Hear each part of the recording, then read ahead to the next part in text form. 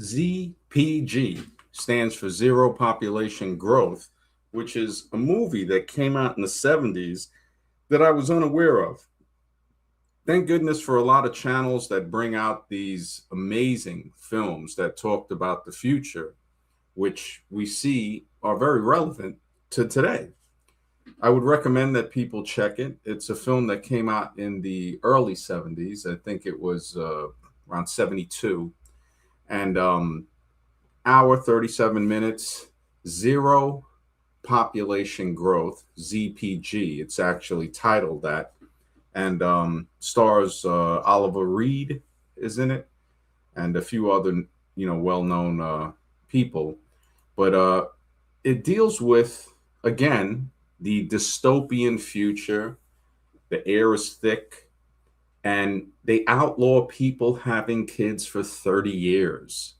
But to replace the need or the want for a child, they give them these small androids, infant androids, adolescent androids.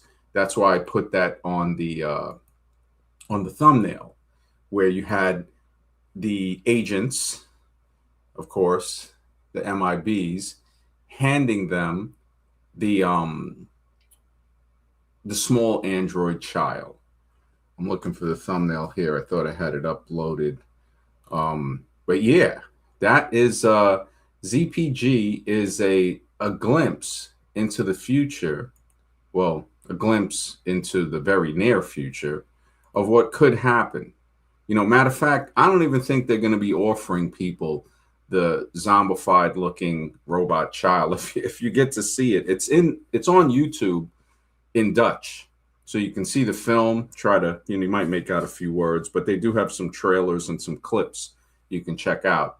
Zero Population Growth, Z.P.G.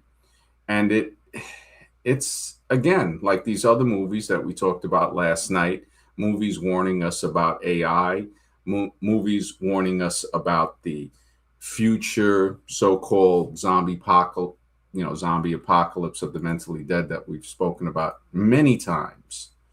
Mr. X, good to see you, brother. He says, looking forward to this topic. Yeah, man. This movie, and there was another movie called Electric Dreams. Electric Dreams, I think, is available on YouTube. Thank goodness somebody uploaded it. And it deals, and this is a movie from the 80s, the early 80s, Electric Dreams. A guy has a computer, and, you're looking at early model that is a commercial for people, and the computer develops sentience. I think he spills like a soda on it somehow.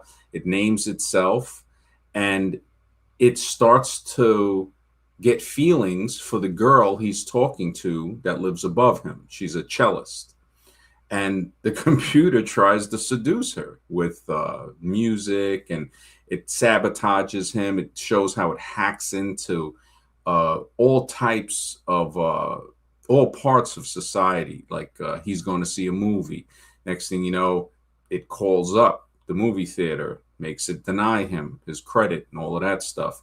Goes into other parts. It starts to secretly sabotage, and it keeps courting the girl, playing classical music through the air vents because, of course, she lives above him.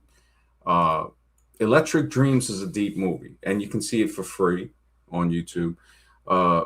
Zero Population Growth, though, is a little more dystopian, like kind of, I would say it's a cross between Logan's Run, Brave New World, and Soylent Green. Yeah, it's like a combination of those three, because we saw it in other channels that we had where, oh, they don't like what you're saying about something, so they report the video. They lie about it too. That's the sad thing. We've seen this throughout society. We're both being oppressed by the same thing, and people will rat somebody else out. It's definitely a mental asylum.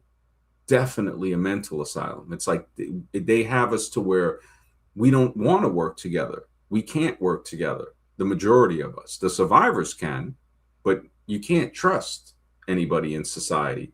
You have to vet them. You have to make sure that they're worthy of that and still realize that it can turn at any moment.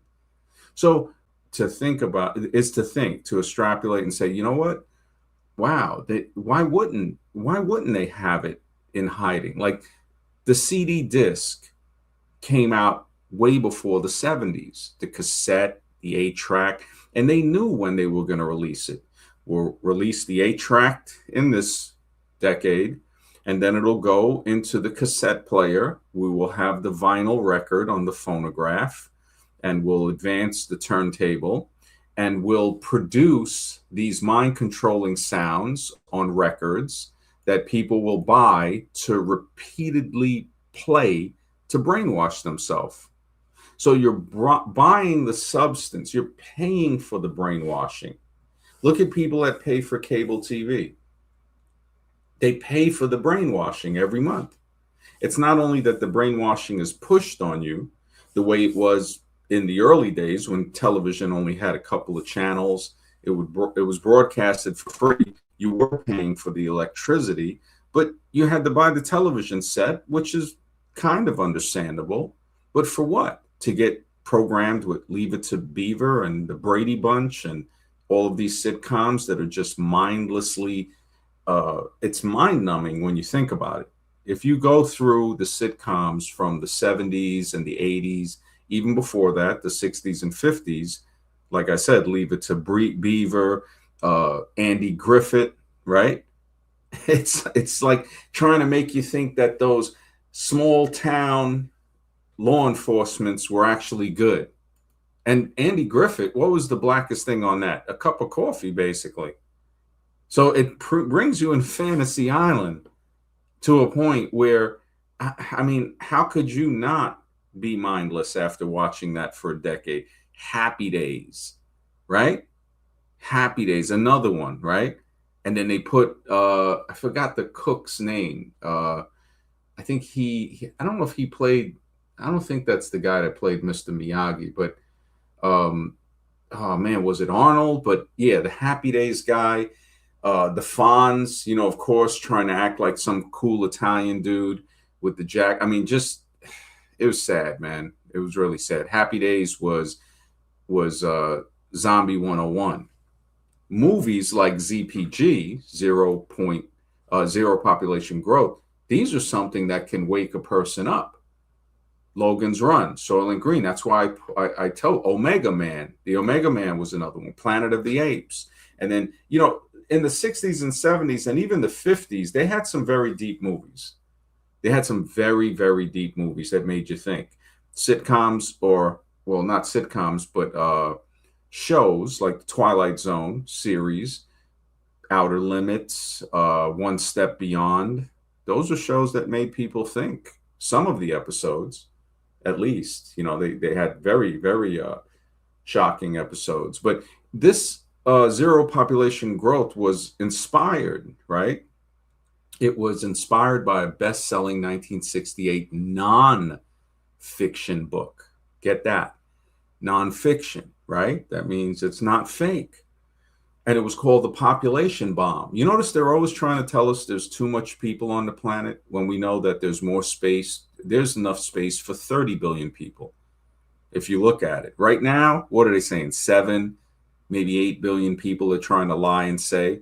If you count it up, it's never going to be what they say. You know, they lie. Statistics are like a bikini. What it shows you is revealing. It's suggestive, but what it hides is vital. That's what you got to realize. What is it hiding? What is this vital thing that it's hiding? Yeah, you'll get some statistics, and they are suggestive, very revealing sometimes, but it hides something just like a bikini that is vital to know, right? So the so-called overpopulated future Earth, right, whose government it executes those who violate a 30-year ban on having children. A 30-year ban on having children. Who gives another human like that the right to tell people that? You know, we see China, what does it have? The one child law? It's like, man, Nazi, what's Ramsey? I don't get it. Is that referring to the film? Or, yeah. GP, what's up, bro? Yeah, man. This is a deep film. I recommend that you see Zero Population Growth, or at least skip through it as much as you can. I realized I messed up in the title. I put populatio instead of population growth. I was trying to slap it together kind of quick to get live by 10 o'clock. I was trying to go live before that, but you know, if time permits it, I would. But again, we look at the film that concerns a so-called overpopulated Earth, whose world, the world government, again, it's a world government. That's another thing. Execute those, and what do we see it going to? World government, right? So a world government that executes the chemicals to be sprayed on food. It's horrible. I know not many people keep up on that, but that's what it is. You know, thanks, man. Populatio works. Yeah, I'll fix the title afterwards. Um, so in the future, right, in this movie, right, the overpopulation, uh, the permanent thick smog that has set over dismal cities, like we see set over New York and LA. We see that now. It covers the Earth's entire surface. All the animals, even house pets, are extinct in the movie. This movie is off the Richter scale with future prediction, and nobody sees it coming. Not too many, just the survivors that come to really. I mean, I don't know if there's any other show that talks about stuff like this. I really don't. I'm not sure if there is. I mean, most of the time, other shows, if they do have a decent topic, you get zombies that come on and just push it off topic. I try to stay on it. I always pin the link in the chat, and I will try to keep it where we have to stay on topic. But the zombies, nobody is immune to them. Our mental shields is the only thing that protects us from these monsters in society. Just like a zombie movie, man. Straight Night of the Living Dead, Dawn of the Dead type stuff. So the Earth's surface, right, is covered, right? The dismal cities have this thick smog, and the animals, all the house pets, extinct. People eat the tasteless, bright colored paste out of plastic containers. Well, what do you know, right? What are people eating now?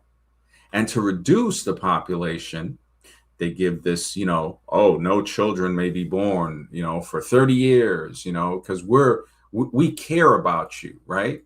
We caused the problem, but now, like I said, government is the problem. And if you break the law, death, right? It's it's crazy, man. It's crazy, especially when you see the amount of people that's just been offed by every day by enforcement, right? So the brainwashing and robot substitutes that are used to end the yearning for children, right? That's why I put on the thumbnail them handing them the baby. You can look at the clips on YouTube of it, and you'll see back then. I'm glad they made it where it wasn't too advanced, because you can see the doll, the robot adolescent child doll that they're giving the couple, and they're saying, well, we'd want to have an infant, but they're saying, look, all of the infants are taken. There's such a high demand for it that this is all we got until somebody recycles it back and says, okay, we want to give the infant up for the older doll to act like, the substitute, the pacifier, to say, okay, here, take this instead of having a real kid. It's horrific, but it's on point. It's definitely on point, man.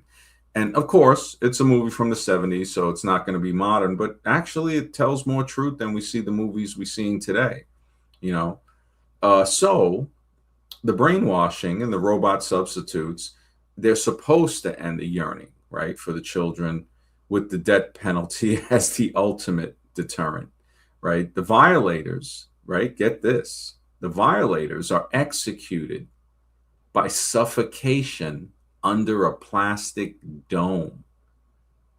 Wow, man, this movie, it goes, I think, a little beyond Logan's Run. That's why I was saying it. The combination of them is great. If I'm thinking of putting something together with it, but I'll probably have to do it with pictures because, of course, copyright stuff. And I mean, you can play 20 seconds and this and that, but I like to play it safe and just stay right within the guidelines. Yeah, so couples of fertile age, they they visit Babyland and are giving the animatronic children instead, life-size ones, right? Russ, Oliver Reed, excellent actor who has passed a while back. I think he played in Gladiator. GP says, times today have beat us mammals down so much we aren't reproducing offsprings. Yeah, man. Yeah, you're absolutely right. There's a guy that talked about that. It's like how much you have to oppress a mammal to where it doesn't want to breed. I mean, I think I just knew off the bat. It's like, listen, why am I even here? It's like, why would I bring somebody in here? To what? Because then I would think about if they have children, and if they, my great great grandchildren. That's why I was saying most people don't really consider their great great great grandchildren, and that's why they're ruled by the people that do consider that. So the neighbors, right, until the authorities show up. It's like we see today. The rats, like I was saying, the government isn't as bad as the rat that you have posing as your friend.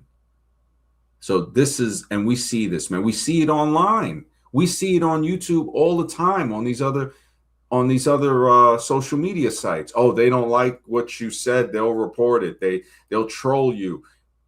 I mean, it's a culture of insanity, of immature, underdeveloped so-called adults mentally that have an illness. I mean, the racism, the prejudice, the political, the religious zombies. It's crazy, man. So the neighbors, right, if they find you with a real child, they'll go into the streets screaming, baby, baby, until authorities come, right? When the neighbors, right, they have the neighbors George and Edna are the neighbors of Oliver Reed, Russ, who plays Russ. They find out about the baby. Their initial offer to help conceal it quickly leads to trouble. The jealousy, the envy, it grows. And, they're the Bordens, that's their last name in the movie. They want to share the baby as if it's a new car. That's crazy. The McNeils, and that's Oliver Reed's character, Russ McNeil and Carol McNeil. They begin to fight over the baby, and then the neighbors try to seek to keep the child for themselves. They try to steal their child. We've seen this happen. Matter of fact, you can read ancient scriptures, right? Wasn't there a lady whose child died, and she stole another lady's baby, and in the night, and they had King Solomon decide, when he goes, very smart way of deciding. He goes, look, I'll just cut the baby in half and give it to each of you. And the lady that stole the baby's like, yeah, okay. And the real mother's like, no, don't kill my child. Just let her have it then. And that's how he knew who the real mother was. I mean, there's ways to find these jealous people, these monsters that would do things like this. But as they fight over the child, the McNeils are captured and placed under the state's execution dome. But the couple, along with the baby, they managed to escape. And of course, this is the spoiler. It was used to bury old nuclear missiles, kind of like the toxic waste, I guess, from Love Canal in New York, which is real. Anybody can look up Love Canal. It's not fiction. It's actually, yeah, man, haters are going to hate me. You're absolutely right, bro. They just, they're everywhere, man. The haters are everywhere. It's just, it's something, man, when I think about it. It can almost break a man's spirit when you think it's like these people are just, I don't even look at them as people anymore, man. Any disagreement, I mean, we saw it on the other show. You even just try to speculate on something, and it's like somebody they can't be wrong, really cool people, but then they turn out to show their true colors, right? True colors come shining through. You know, I was waiting on Objective Ethics to send me the email where he was crying about. I said that he thinks he knows everything when he was in the chat many live streams ago. I popped into his live stream last month, and it's the first thing he said. Oh, hey brother, we got to clear the air. You know, he said, okay, find the clip, send it to me. I'll apologize, just the way I apologized to Hyperborean's ego on the 2 streams ago to make him feel better. It's like, okay, the baby wants his pacifier. Here you go. I apologize. How do you feel? You think you're a full grown man? Well, you're not, because you can say anything you want to me and you don't have to apologize, because I'm mature. I'm mature. That's why. And I understand that you saying that, hey, it could be true or it could not be true. But I'm not going to sit there and cry like a child, you know? So if Objective Ethics ever stands by what he says and looks into that and sends me the clip, which I doubt he will, because he's just, remember when he pushed that crap about Greece and, oh, the Greek word for this? And I said, no, right here it goes back further to Sanskrit. So don't try to play that crap with us. Don't try to push that on us, you know. Brother Ali, good to see you, brother. Always, man. He says you owe me an apology for not promoting Jeep Max. No. My brother, bro. Always a pleasure to see you, man. Always, man. Yeah, you know, like we're so mature here. When we talk, we can say anything and we're cool with it because we're men. We're men. We've matured past the male. We've matured into men, and we can take the criticism just as much as we can give it. These other guys, I don't think they can. And I still think Objective Ethics is cool. I think, you know, I think he's delusional in thinking that he still respects himself while he pushes the religion of evolution as if it's scientific truth. And Hyperborean too. You know, he's actually maybe, I don't know if he's a little cooler, because the way he spurred out was kind of funny. He didn't want to be known as the Parmenides guy, you know. But hey, you know what? Then you gotta stop jock riding them. Then, you know, if that's what you don't want to be known at. I can't change that. That's on him, you know. But he's still cool to me, you know. Maybe he's not cool to himself. Maybe that's the problem. Maybe it's an inner battle. Maybe he needs to watch Zero Population Growth, you know. I mean, like I said, you know, some people got a lot of knowledge like an encyclopedia, but encyclopedias don't think. They don't think, man. That's the thing. But you know, there was a television documentary maker who had moved into features, right, with improvised feature Survival, 1970. That was a movie, television documentary by Michael Campus, and it was based on an original screenplay that was called The 1st of January. And it you know, it kind of dealt with something like this, you know. He recalled that Oliver Reed was so talented that he stay up all night every night. He was the ultimate party machine. He'd roll onto the set and stay in his room, sleeping the last night off. And when he said, Oliver, I really need you, he would get into it. He was, you know, strongest at the end of the day. He, you know, a natural born actor. But the novelization, the film was made from an original screenplay, you know, The Population Bomb.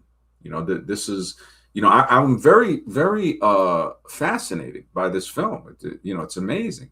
Brother Ali says, Jeep girls and Asian baddies make me delusional. Yeah, man. Man, the Asian baddies, bro. Yeah, you absolutely. I hear you on that, brother. I definitely. Alexis, good to see you, man. He says, what are they replacing humans with? Because they need a workforce if they want to depopulate us. That would be the machines. That would be the machines, man. The machines, and we can see the cyborgs coming. You got people that are begging to be implanted. You know, in Sweden, we talked about it a while ago, over 6,000 people have the chip. And this chip, the laziness, the sloth, the apathy, to put a chip in your arm so you can wave it to open a door. It's like, wow. So that's, you know, so what? You can't just pull a card out your pocket and put it in the door to open it that way, or a key? You know, when you look at that, it's based on sloth. No, they got chips in their arms, and you know, it has information and it makes it easier. Well, sometimes easier isn't the best route, right? If exercise was made easier, wouldn't it defeat the purpose of exercise? And that's what we see. Food, eating food. If it was made easier, if you could just take a pill. I remember when I was a kid, we thought about that in the 80s. We were like, oh, you know what, you know, in the future we can just eat a pill. We won't have to eat dinner. And it's like, you should be happy you even got dinner. You know, that's what I was told. It's like some nights I didn't have it. You know, my parents worked nights. It was like, you know, sometimes I didn't have the proper nutrition. So I learned the hard way. And but in the Population Bomb, he published the science fiction novel. Another guy published it, The Edict, right, based on the screenplay. And in the novel, Earth's resources have been strained to the limit. Again, we see what they're doing to the resources. And like Alexis was saying, they will be replacing. They are already replacing people with the robots, with the automated. Brother Ali says, don't forget the food and the chemicals they give us. Yes, to chemicalize us, man. When you look at the high fructose corn syrup, when people started becoming aware of that, they started making commercials to say, hey, you know, it's not that bad. The problem is, it, you know, when it goes into, you know, when it gets to the liver, man, a lot of these things don't break down the way it should break down. And the other crazy thing, if I speak around it, I got to stay within the limits, within the community. That's the crazy thing. This censorship goes deep. And then people are so zombified, they think a politician will fix it. Wow. The same thing that caused it, basically, that allowed to bend the laws. But in the novel, you know, they strain the Earth's resources to the limit in many parts of the world. Cannibalism and food riots are commonplace. Now, the thing about cannibalism is, I got to recheck this, but I think the only state that it's fully illegal in is Idaho. So knowingly, it's not illegal. You got to look that up. That's crazy, man. That's crazy. The fact that cannibalism is not fully illegal. Mr. X, what's up, bro? Good to see you, man. Hey, good to see you. Try to pop on as quick as I could, you know, crazy work schedule. Yeah, man. Yeah, great topic, you know. I mean, I don't know if you covered it already because I haven't been able, I just have been in and out of listening. Hmm. But if they predict what they're predicting about the AI and the taking of jobs, then Hmm. what are we going to do with all these people? Yeah, exactly. Well, slowly but surely, people aren't having children, really, you know. That's true. It's like that's definitely the government subsidized it. Yep, to keep the corn farmers happy. Good to see you, Mark. Definitely, man. This is, and the testosterone blockers. Yep, the testosterone blockers. There's so many. The sperm count has dropped by 50%. Hmm. 50%. And I'll check it again. How much has the sperm count dropped? Okay, so just to see what it says. Major global studies show that average sperm counts have dropped over 50%. That's And I crazy. just typed that, you know, what, right? It's like, what the heck? Nobody cares. Nobody cares about that. No. The fact that I could just type in, how much has the sperm count dropped? Just, you know, those 7 words. Hmm. Bingo. You know, the overview, you know, major global studies show that average sperm counts have dropped by over 50% between 1973 and 2018. Look at that. Wow. Falling from an average of 104 million sperm per millimeter down to 49 million. Whoa. So, And you yeah. know what else has increased? Diabetes, cancer, all the illnesses have gone through the roof. I Yep. know cancer's taken off like crazy. Yeah. Yeah. And, Yeah. and, and if you procreate with that type of, if you have diabetes or you're overweight, the sperm is actually affected. They try to blame the women all the time, but no, Hmm. now study shows that it's the man who has the deficiency. The woman's egg might be fine, but again, we live in a culture, this so-called modernization, just that's what it's bred to do. But that makes sense though to depopulate, because obviously a man can impregnate so many women.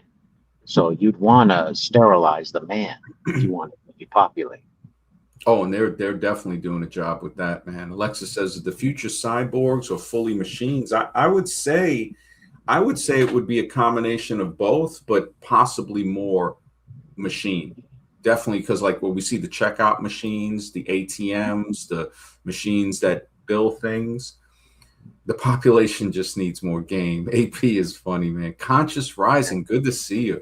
She says, "Hey, MD, I feel like I want to defend Hyperborea later." Yeah, jump on. I listened to the rest of the stream, and I feel like he got kind of a bum rap overall. I think you may want to re-listen to it. Yeah, you jump on. We'll talk about it. I really appreciate that. And yeah, definitely defend. Bring the points up that you think are defendable. And I'm always open-minded to see that. I think he's still, like jock riding Parmenides a little too much. That's the trigger point when you say that nothing can exist, and then he goes into this. He can't be wrong. That's the problem. So I said, let me apologize to his ego. I don't know if you heard that part, but yeah, definitely, please. You're always welcome on here. You're part of the crew. Sure.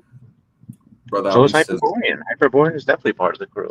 Yeah. I told him a few. I said, look, you're part of the crew, bro. It's like, look, you're gonna be tough if you're gonna be here, man. Yeah.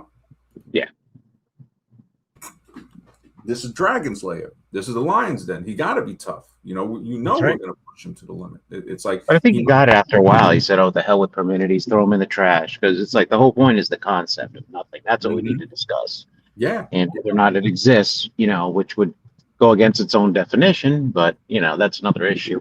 And but I understand his premise, because we need to, in order to get to truth, we have to develop a foundation that we can all agree upon. Yeah. And what he's saying, it has substance. It's like, yeah, okay, with Parmenides, this and that, yeah, nothing, but inside of something can have nothing.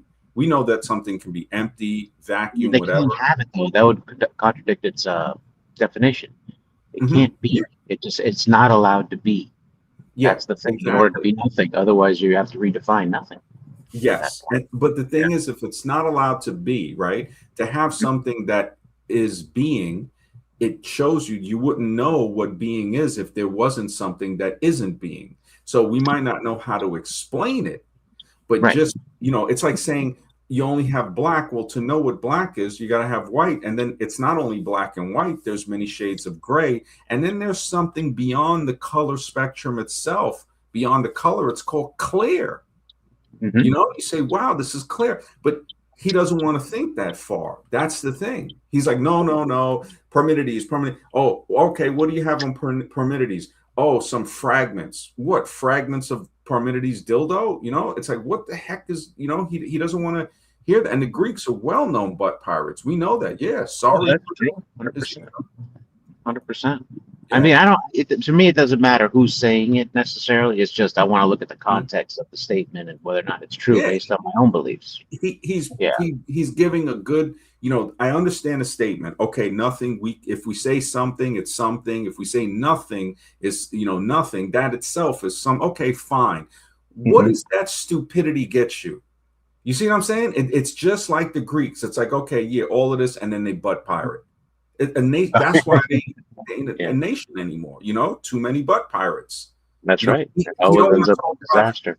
Right? He don't want to talk about the Greeks making women shave their heads so from behind they look like boys when they're having sex. He don't want to talk about that though.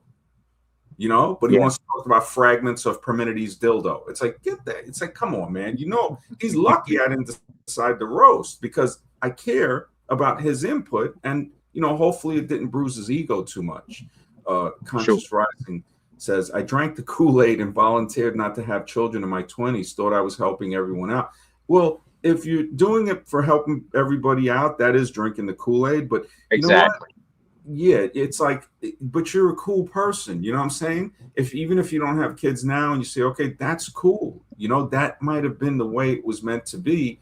And like I said yesterday, as soon as you accept yourself for being you, you become beautiful in that moment. You are who you are, and it's a beautiful thing. There And I isn't. I think don't. it's kind of zombie, to be honest with you. If you're not having kids based on what you've been told, it's like you're listening to the oppressors. You know, Yeah, it's you just got to not have them because you don't want to have them. You know, exactly. and it's like, okay, this is what I'm doing. Mark's right. IQ rates have dropped, man. Gen Z and Gen Alpha are not as smart as their parents. That's the craziest thing, bro. Yeah. Oh, yeah. I don't know if they invented it. I definitely know because there are like Egyptian friezes and stuff with dudes, kissing. And then they do have stuff that I took pictures of the womb man. Looked like a dude with breast and he's pregnant and it's embossed on this granite rock. It's amazing. I'll show them in future streams. It really is.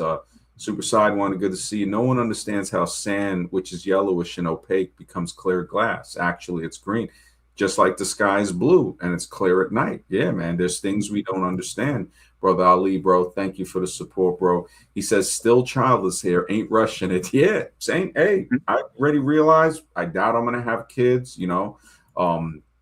It's just it is what it is, and it's cool, man. That just it's okay. And just the way they have us, the word childless, they try to make these words the way they try to make it seem. We Yeah, don't, it's like, hey, it's okay. Some people got kids, some people don't. And it's cool with it. I'm here with you on it, man. Definitely, man. I'm not sure if Conscious has kids. I think maybe she doesn't, but that's cool. That's right. cool. You I mean, if know, you're gonna have kids, you better be responsible. The problem I have is these people have kids, and there's just so many of them, and they don't give a crap about the uh, kids. You know what I mean? It's just like, what is that? I was You watching know? something with teachers, man, and they're saying some of the kids are just monsters in Hmm. the schools. It's so sad that, the apple doesn't fall far from the tree. And, Right. you look at some of the parents that don't care, the kids, and they just very disrespectful in schools. Sure. Well, they're filled with anger too. I mean, Yeah, they're not cared for as kids. So what do you expect? yeah, yeah. It repeats the cycle, It's but there's a global trend and a decline in the drop amount with the count, with the sperm count, and there's published right analysis in Human Reproduction Update found a continuous drop of more than 50% in both sperm concentration and total sperm count. So not only is it a drop in sperm count, it's drop in the concentration of it, and also like you said, the diabetes, the obesity, and all of that. So now it's also in the quality of that. Hmm. So Yeah. now you have a higher rate of the child being born with problems, and this is something that they try to push. Yeah, the Foids, right, and the 304s, they ain't trying to have children. Yeah, run around Sue, hey, with a run around Sue. Yep, that song says a lot, bro. Most women become single. Yeah, and that's the sad part, man. That's the sad part. Yeah, that is because you need two parents, you need grandparents, you need family, to That's right. really, yeah, you really need that, man. That's what Asian families typically have. You see very few single moms. They have a huge family network, support network, and it leads to success. It really Yeah, does. yeah. I think Japan has went below the Oh, that's true too. yeah, Yeah. the procreation rate to go where they over, maintain the population. So it's going to start declining, and they're getting hit with all type of stuff, chemicals and Korea as well, South Korea, the guys that had the two-dimensional wives married to anime characters on the screen. Oh, yeah. It the mental illness, but the And what's data. sad too, yeah, about not having kids, the environment, and all this other nonsense. It's Mhm. like these people who say this stuff, they think they're smart when they say it. That's the worst part about it. It's just like, no, you're an idiot. You're just zombified. You're listening to what the government tells you and what the universities, the uh, the propaganda machines tell you to think. It's Mhm. like you're not smart. You're just fed this information and Yeah. you don't question it. That's all it is. Yeah, and they think the government actually has their best interest at hand. That's the craziest thing. That The is the craziest craziest thing. thing. Oh, your car is causing the global thing. It's like really not the space shuttle launches, not the spray in the all of these trails we see all over the place in the sky, Right? not these data centers. You notice the climate problem disappeared once these data centers start Better popping up. believe it. No more Better problem. believe it's going to disappear. It's not going to be heard from again, probably, because Yeah. they need a lot of energy for these data centers, a lot of fossil fuels and nuclear It plants. just shows you how disgusting they are. It shows you just what type of liars they are, man. It just and then the data that shows the speed of the decline getting faster of the sperm count drop after 2000, the decrease more than doubled compared to previous decades. That's what people don't realize. And it happened in part due to the pill. The birth control pill was dropped in 1960. So that's where the estrogen now is starting to get into the water. They won't spend the money to have proper filtration to filter it out. Of course not, right? They can't do that. But They'll probably put it there to begin with. yeah, exactly. Why would they filter it? Too busy giving money to other countries, Brother, he says maybe it's time for me to make nightly deposits in Japan. Oh yeah, bro. Oh yeah. Japanese women, some of them are very pretty. I have to admit, they're Chinese, Japanese, Korean. In South Korea, men fighting against. I didn't know about that. Yeah, I got to look into that. But with this decline in the male fertility, it just it's crazy because studies that are focused, mainly North America, Europe, Australia. Newer data shows the same downward trend happening in Asia, Africa, and South America. Well, we know Asia is, Europe is part of Asia. So, yeah, but now it's all of the continents. And, they do have counter arguments. They're trying to say that they argue that sperm counts in some general populations have not decreased significantly, but they have decreased. They're trying to bring up a counter argument, but again, statistics, like I said, it's like a bikini. It can be suggestive, but what it hides is vital. We got to figure out what is it hiding really. And the normal, yeah, if you had some, yeah. But the normal sperm count generally ranges 15 million to over 200 million per milliliter, actually. But the global average dropped to 49 million milliliters. So that's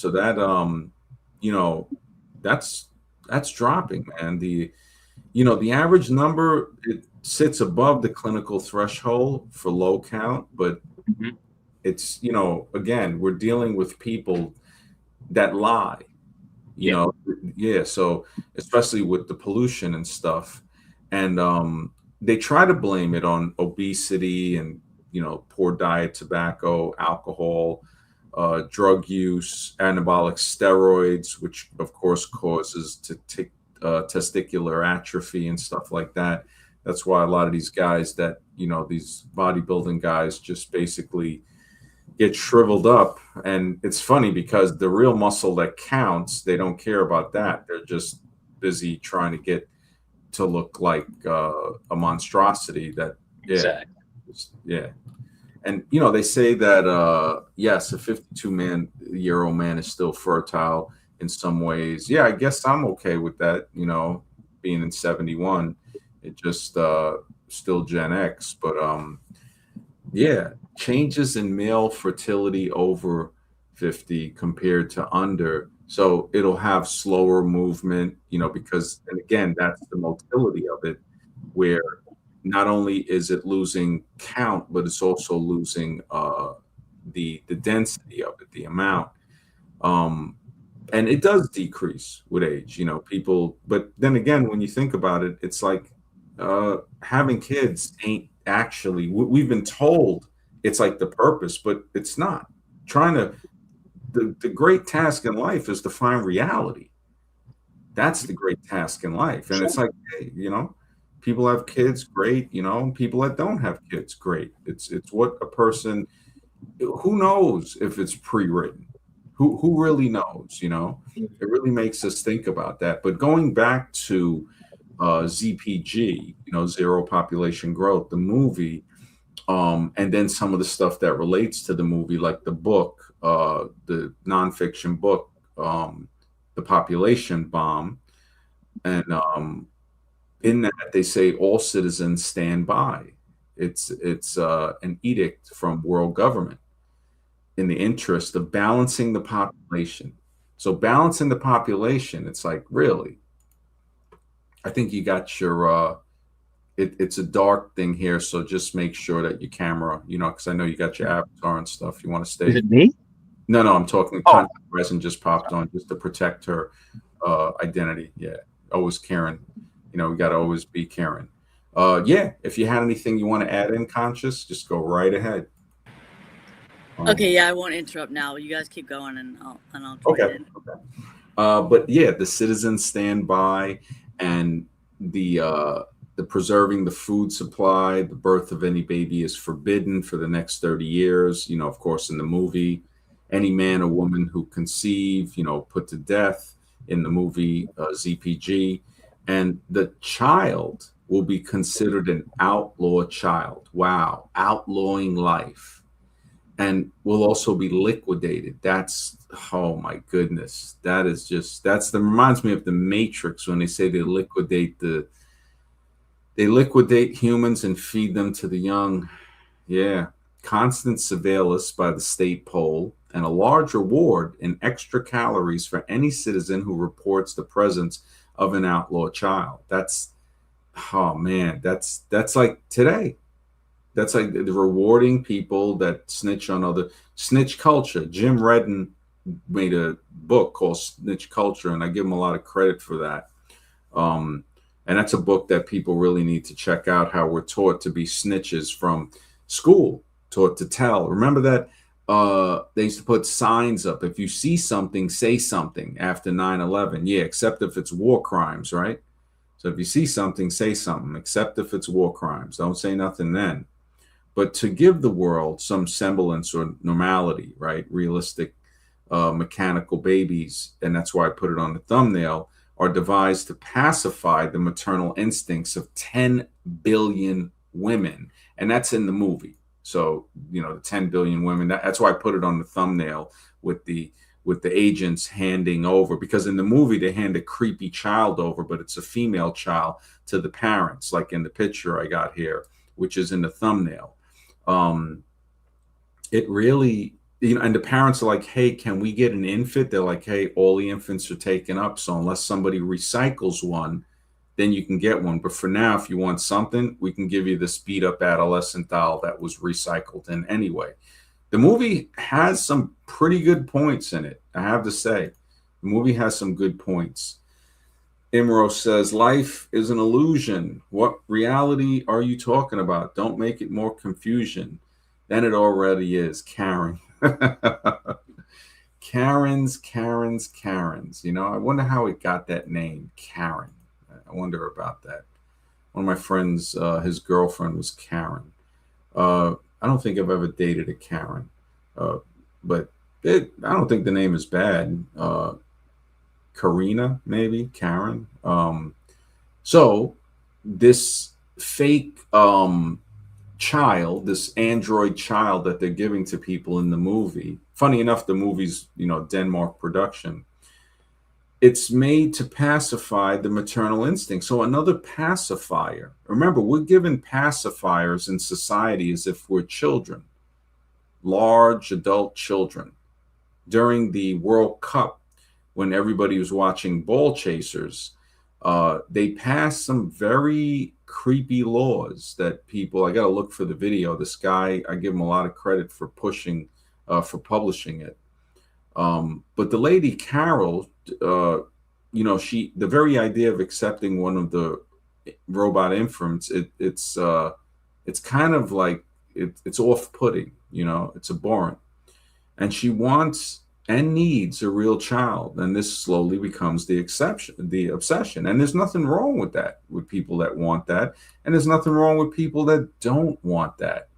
That's the thing. When they try to, just the word single. I remember Tom Likas saying years ago that word just implies something that it's it's not a nice word. You know, it's a word again. Language, the tyranny doesn't stem from the weapon; it stems from the word. So this is what it is. But yeah, if I don't think I'll watch the stream again. I rarely watch the streams that I produce because to produce more streams and my writing and production and work and all of that stuff and going to meetings, yeah, it's hard. You know, it's very hard to do that. Um, but Wait, are you talking about rewatching what I mentioned? Have you ever watched that argument with you yeah, guys?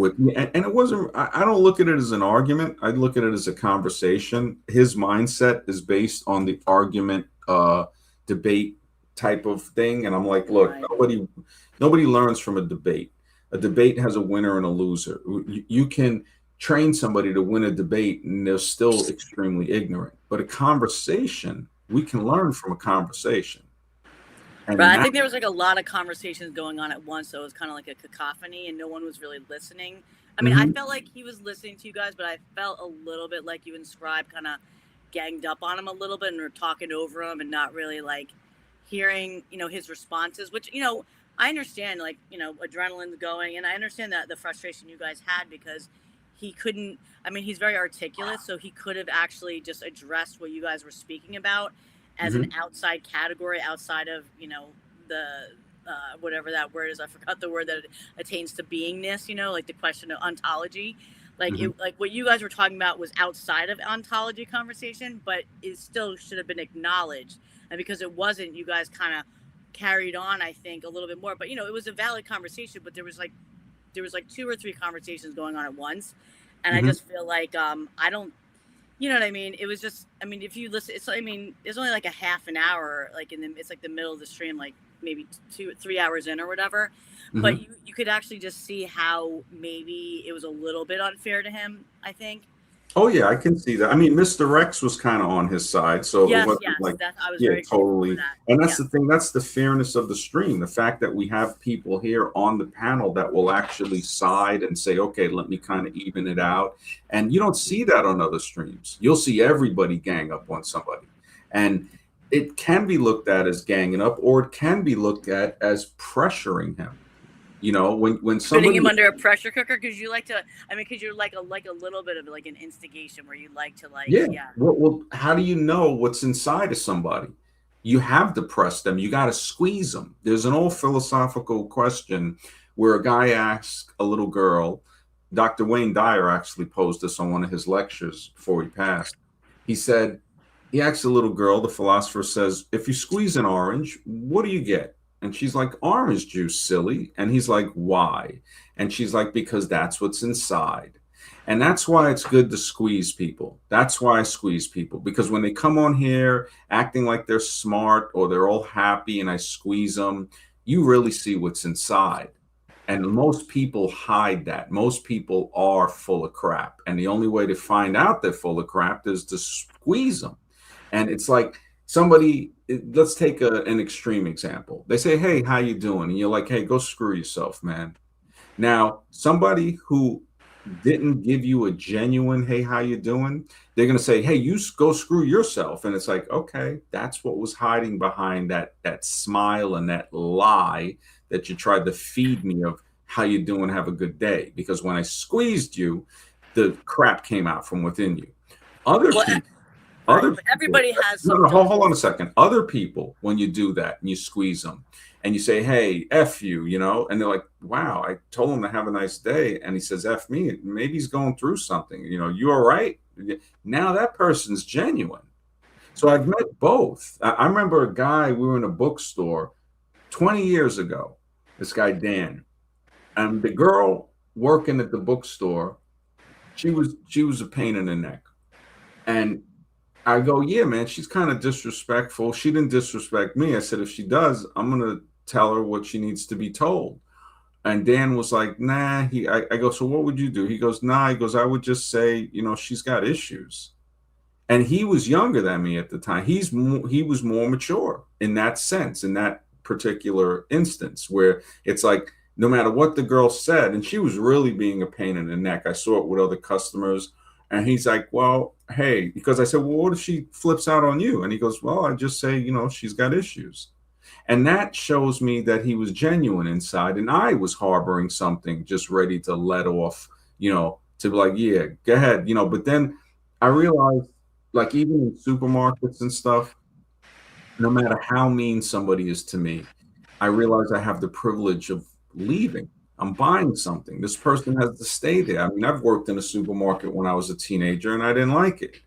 And so it lets me become more compassionate, more caring, more thinking with a person. Now, with Right. Hyperborean, the problem with him is he said he's got a wife and kids. Do you act that way around your kids? Because if you don't, you're fake.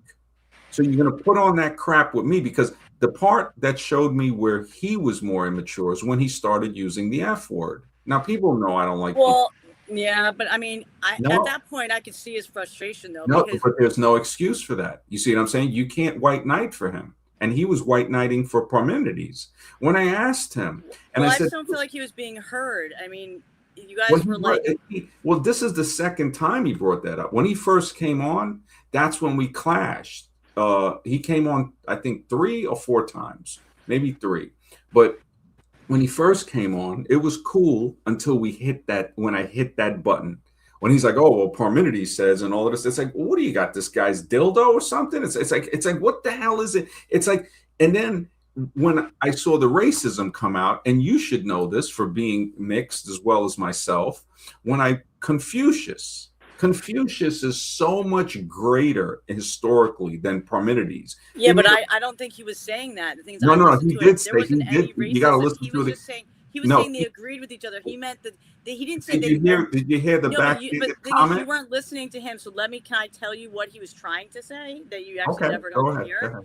Mm-hmm. Is that he never said that Parmenides did or did not know Confucius, or if Confucius did or not know Parmenides. He's just saying that they came to the same conclusion. So when you use that expression, how do you know that agreed for with sure? Each other, that means that they had the same conclusion. Oh, okay. How do you know that for sure? Well, we know that it's an expression, and just like when he said the father of whatever. Okay, so it is a little bit racist to be like the No, father. it was clearly racist because he said it's not necessarily the father, but it is clearly racist. That is it's commonly used, but sometimes you use words that are commonly expressed in our culture that actually everyone could question a lot of the things that we say, every word that comes out of our mouth. Should, and they should. But so because maybe you guys were doing that, you were picking apart every single thing he did, and it was like everyone was like tripping, and it was like you couldn't. Well, that's how you squeeze a person to see what's inside. And if and I understand the analogy, but I just learned that Dr. Dwyer or whatever, he's part of the committee of 300.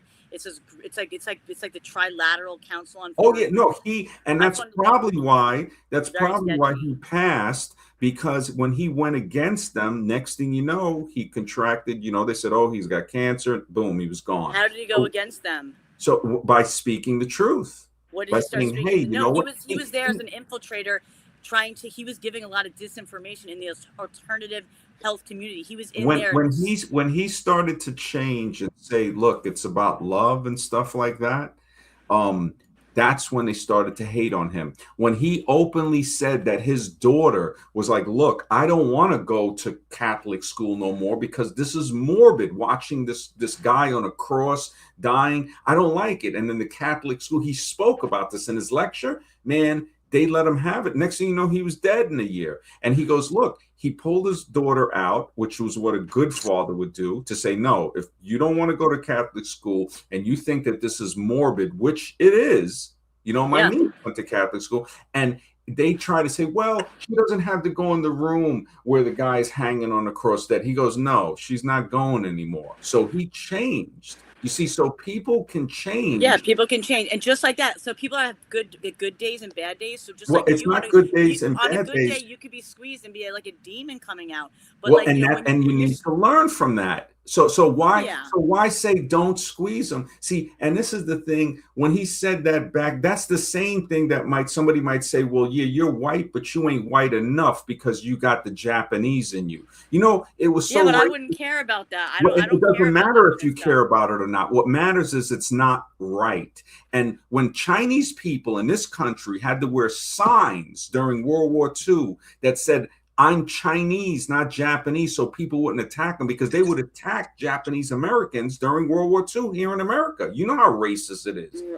Yeah, I mean, but that's like all Asians, though, weren't they racist? No, it's not all Asians. You see, when we you can't bunch it all into one. Well, I just thought Americans. All right, I'll ask you a question. Was it black people hating Japanese over here? No, we know it wasn't. We know what the problem is, and it's not all white males, but it's definitely white males. Well, it's people that were brainwashed by the news or whatever. You can say brainwashed or whatever. Well, why would they care more about why would they hate Japanese and not Chinese? I mean, because it was World War II, and they were brainwashed to say the Japanese bombed Pearl Harbor when they sunk 5 subs, and the generals were saying, "Look, we need to defend ourselves." No, stand down, stand down.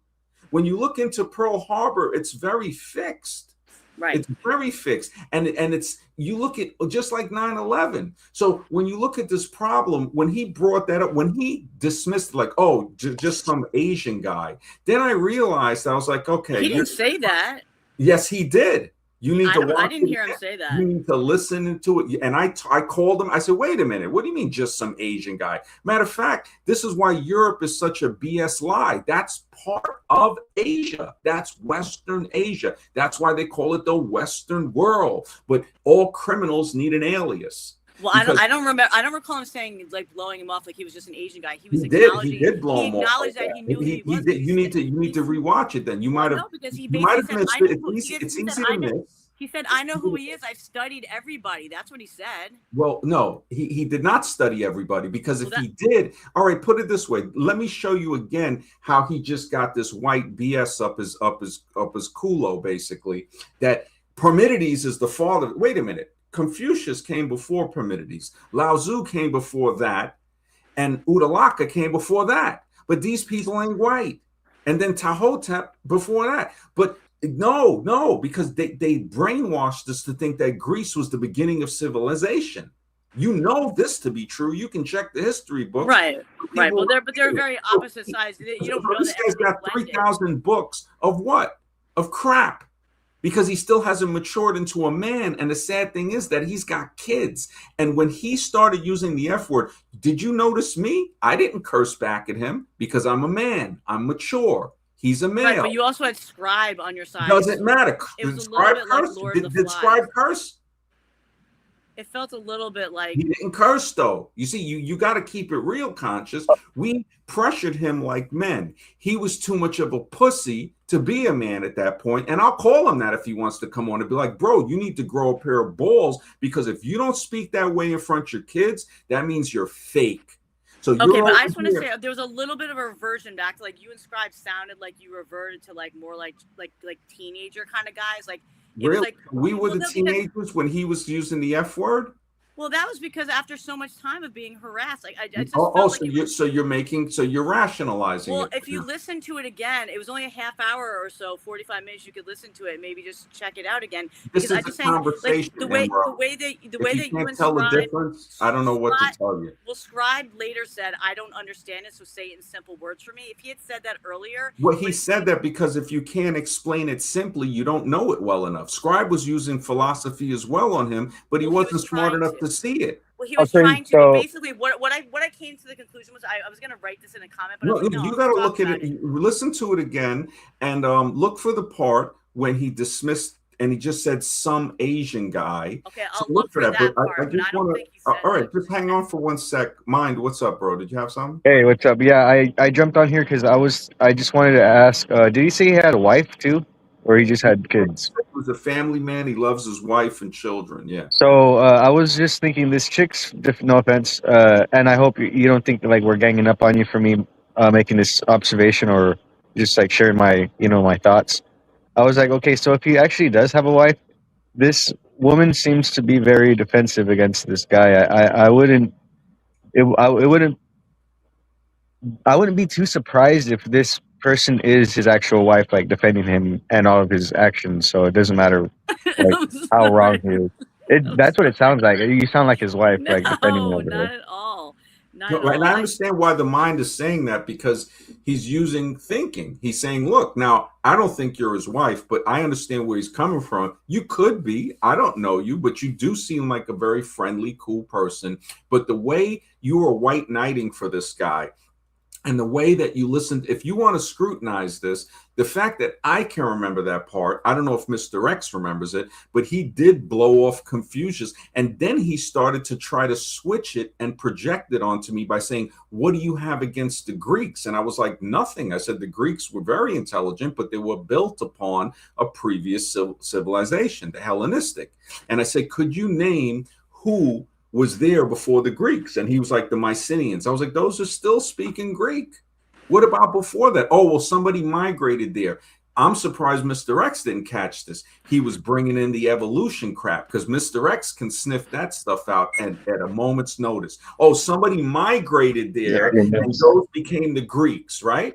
That's evolution. Saying, so other places, that's the same lie that white Americans say about there was nobody here on this continent. You can hear guys that have said that before. You say, wait a minute, no, there was people here. Oh, well, it wasn't don't that Greeks happened. No, weren't they Greeks come out. originally No, Arabic? they come Were they out. This is Arabic? what thieves do, and it's not every white person, but this is what they do. This is what a thief does. Well, it wasn't that populated. It was only 15 million. It wasn't 100 million. It was Right. about 100. Well, it so- was. but See, you the guys were less in the populated they do it is, the less genocide it seems like. But it's genocide nonetheless. Well, it And just this is seemed like what it they turned do. into a This conversation about- continent was brown. And the fact that it's 70% white and it's going to 60s, oh my goodness, the white. Well, you know, it was all brown, right? You ain't got a problem with them being gone. But any type of little dip. Matter of fact, the majority of pedophilia, 70%, is committed by the 29% of white males that are in this country. There's only 29% because you got white women and white kids. But that's not a problem. The problem to them is brown immigrants. And when I call, I'm not even calling them out. I'm pointing it out. If this is their mode, they would chastise your father for marrying your mother. I Right. know guys that have been to Japan, that were in the Navy, that told me, these are white guys that grew up in Paradise. It's a trailer park in Southern California that's basically clan level stuff.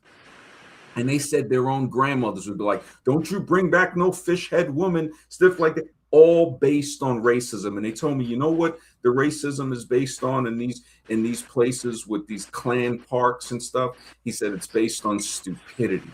And this guy, he's a computer expert, tall white guy, and he's a racist. But I've had conversation. I can have a conversation with something like that to learn, to say, okay, why do you feel that way? He's like, well, he was grown up, his grandmother, and and he still dated he was honest enough to say he dated a Japanese woman that her father was part of the Yakuza, and that the only reason he was allowed to do that was because even though they liked black men, they would look at their economic status as so low. It's like taboo. They would rather them date a white man. And that's why he was able to date them. And he was open. And I said, yeah, that is in many. Is he racist? I mean, have you had other experiences where you felt that he was racist? Because no, he openly told me. He would make jokes and stuff. And I said, look. He would? Yeah, he used to work for me. I employed him when I was making video games. When I was making video games, he's a computer expert. When I was making video games, I hired him. And I remember he started saying stuff about Indians. He was saying stuff about blacks. And then he was saying stuff about Spanish people. He had Spanish friends. And he wasn't saying it like openly hatred, but he was saying it definitely racist. And I've had other friends who said that they were racist. And I'm like, listen. Well, I'm talking about Hyperborea. Is he racist? Has he said other things? No, I didn't call him a racist. I just said, look, this is the difference. When you find somebody, this is the conversation you want to have. You don't want to have the conversation, you're racist. You want to have the conversation, what you said was racist. Because if they are a racist and you say they are, they'll slip away. They'll get away with it. So you don't want to say straight out, oh, you're racist for saying something that's racist. You want to say what it is. No, what you said was racist. You might not be Okay, I'm racist. gonna look for it because I looked for it when I heard you say that he said that before I even got to listen to that part last No, night. no, you need to look for that. He dismissed I'll look for that, it again. and then to switch it What I heard what he said, he goes, "I've studied them all. Of course, I knew who he is." That's what when he I said. started That's what I zeroing heard in him on say. it. That's when he tried to flip it and say, "What do you got against the Greeks?" That's just what a racist does. But I'm not saying he's a racist. What he's saying is what a racist does. So you see, there's a big difference. I'm not calling him a racist. I'm saying he's doing what a racist does. Imro says, did you hear about Nolan Wells' case? Is that the kid that well, the topic, you see the topic, right? I'm pretty sure you can read the topic on the thing. Conscious is talking about 2 streams ago when Hyperborean came on and was crying the fact that Scribe and I gave him a little pressure like big brothers. he just showed that he was, he just not built like that, but he could toughen up. Like, can I give you one rep? Can I give this one metaphor that I have that I actually saw when I was re-listening to it? Is that I felt that like the way that you inscribed, because you were kind of going outside of the conversation about ontology, like being or not being, which like Mr. X was staying on topic with it.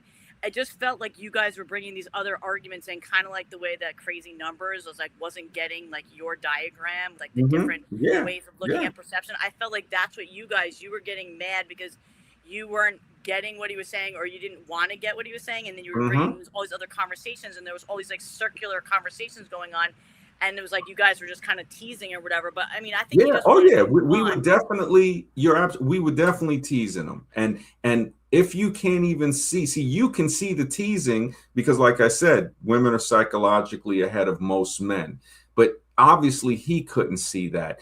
And what you really need to address is the fact that we did not use profanity when we could have, but he did. And then he got quiet, which was the most hilarious thing for about 10, 15, 20 minutes. And we were all talking. And then he spurred out saying, oh, I don't want to be known as the guy that, permitted these. And I was like, okay, look, now I started to realize that this guy's been festering. I said, listen, you want me to apologize? I'll apologize to you, right? You notice he never said thank you, I accept your apology, because he was still festering. He probably went and beat his wife. Who knows? I don't know, but he wasn't a happy camper. He hopped off the stream, didn't even say, hey guys, take care, thanks for having me on, because he was still pissed off because of an immature attitude. To us, it was just another day. To him, it was the most defining point in his life. Just like with objective ethics. I disagree with you completely on that. Great. So and that's the beauty of it. I don't know if you know objective ethics. He has a stream. He tried the same crap on me. I went over to the stream to support. There was like 5 people watching. I said, you know what? Let me hop on his brother's stream. He's been cool. First thing he says, oh, I was in your chat and we need to clear the air, brother. You said that I think I know everything. I said, okay, find the part when I said that, clip it and send it to me on email and I'll come back on and apologize to you. This was a month ago.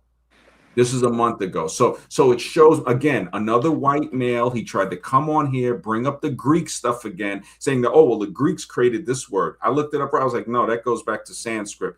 Boom, he got quiet. I think he's just trying to teach people because he's a very good, he's probably an educator. What you don't know. You can't teach people what you don't know. So you better learn it better. And especially when you come over here, I will tell people and call them out. Like, you've taught stuff and I let you rock. I don't interrupt you. Yesterday you spurred for the longest, and I'm going to let you do that because I think you're a cool person. And I won't even call it spurging. I think you were talking a lot and you got a lot to say and you got a lot of knowledge. But as a man, I'm not going to be one of those guys that kowtows to you. I'm going to, and you're going to respect me as a man, and I'm going to respect you as a woman. And that's the beautiful thing about it. You won't find that with these other guys because they're not men. Right. Well, I just wish you would listen to it again yourself, just so you could hear yourself. I'm not listening to that again. He's not worth listening to again. If he wants to come on again like a man and we can talk about it, fine. But the one thing is, when he started using the F word, and I almost told him, like, I didn't want him to run because the first time, this is to show you how pussified he can get. The first time when I pressured him, when he first came on, he was like, "Oh, I won't come on here again." And I was like, "Nah, man, you can come on." He started to threaten, and he didn't realize it's like, bro, I didn't ask you to come on. I'm appreciative that you're here, but for you to say something like that, it's like, who you think you are? And the Machine Lies is a cool guy. He was the one that sent him here, and he goes, "Oh, the Machine Lies told me." I even told him, I said, "Look, you want me to promote your channel?" He's like, "No, I only got a Discord." All right. You want me to put no? All right. So I realized he's wrapped up in his own world, and that's cool. That's Right. cool. It's all right, but he's not going to get away with that stuff here. Right, and you think I disagree a little bit with the whole. I don't know. I have to learn more about the Hyperborean, concept or whatever. But I believe that there is like an expansion. Like I mean, he says like everything already exists, but like I just think that there is ways that the universe. Well, just because everything has everything already exists, right? And this is what we were. This is what the whole thing came with me and Scribe, because we knew this. We're saying, look, to know that things exist, you have to know that something cannot exist.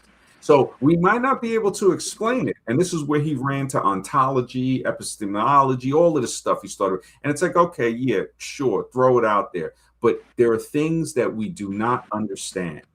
But again, the fragments of Parmenides' dildo, he brought it all. Well, and that's when I was like, wait a minute. So you only have fragments. You don't even know if Parmenides wrote this. You don't know it in full. But you're over here white knighting for this guy because you think that the Greeks started civilization and that Confucius is just some Asian guy and this and that. No, Confucius was way deeper than Parmenides could ever be. And for me, if I had to speculate, I would say that some of that knowledge traveled west into Greece, and that's how he started to get that stuff. Because I think Lao Tzu would know more than Confucius. And Lao Tzu as well. And he did say, look, when I brought up Lao Tzu, he goes, yeah. He immediately changed. He goes, "Oh yeah, I like Lao Tzu." So in other words, it's not about knowledge; it's about who he likes. Again, bias. He didn't know who. Right. No, you're right about bias, but the thing is, the whole conversation did start with ontology, so it was just about getting that foundation out of the way. But that's because we couldn't let that aside. That's when there was all these like circles going on. But what you were saying was true in its own way. But he just needed to acknowledge it was another sphere of a conversation. But let's get back to. I care about here. I like hearing when he talks. The guy's got a lot of knowledge, but he's like an encyclopedia. Encyclopedias don't think. Imro says, "Yes, I can see the title on the video. Just woke up. It's 5 o'clock in the morning over here in the Netherlands." Man, thank you, brother. I don't mean to snap at you, man. I've worked all day, and I thank you for just being here, brother. I know what you're saying about the Nolan Wells stuff, and again, that thing has a lot of racism to it. I don't know if you know more about the case than me. If you do, please type it in the chat, or if you want to hit the link, you can come on the stream, and we can conversate about it a little bit. But Nolan Wells, I mean, I think they found his throat was missing or something. And, I heard a lot of kids can be implicated in this, but what was it, in Mississippi or something? And they're claiming there's some racist stuff. The one black kid goes out with all these white kids. He ends up dead. They don't call the cops. They go to his parents and say, "Here's his cell phone." I mean, if it was the other way around, what do you think would have happened? If it was a white kid that went out with black kids, he ends up dead, floating in the rivers, throats missing. You think none of those guys would have been incarcerated?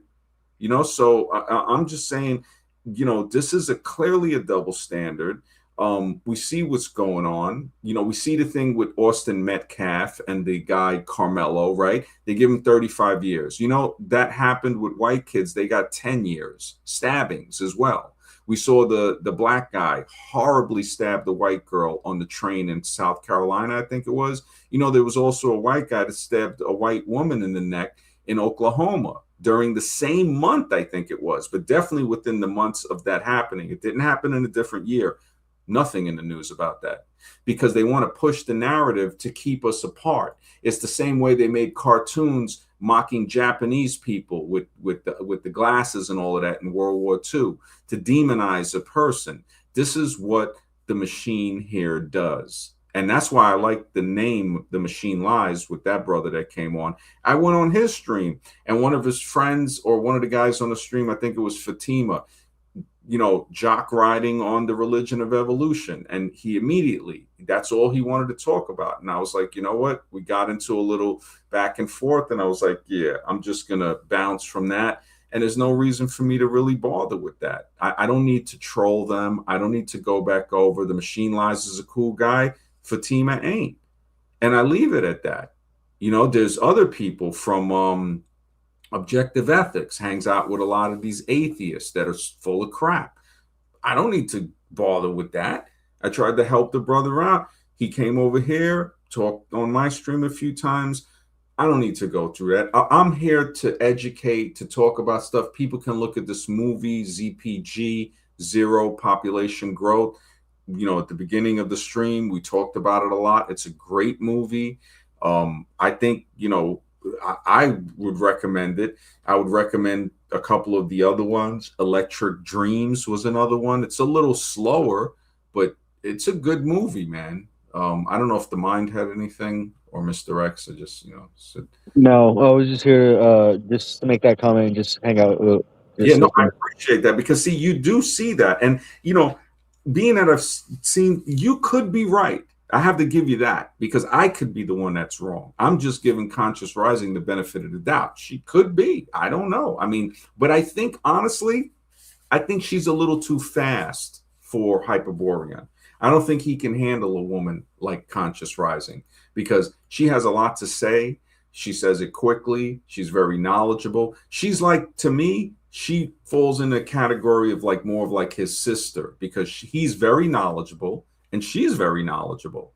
And honestly, Conscious Rising articulates herself very well. I can't say better because Hyperborean has a very good way of articulating himself. The reason that I don't think, in her favor, that she's not, a plant from him is that she said that she's still looking into the Hyperborean concept, which I could still be wrong. And you could be right, the Mind. And I have to take that in consideration because I look at you right now by what you're telling me. You are my counsel right now. You're the one saying, hey, MD, you don't see this angle.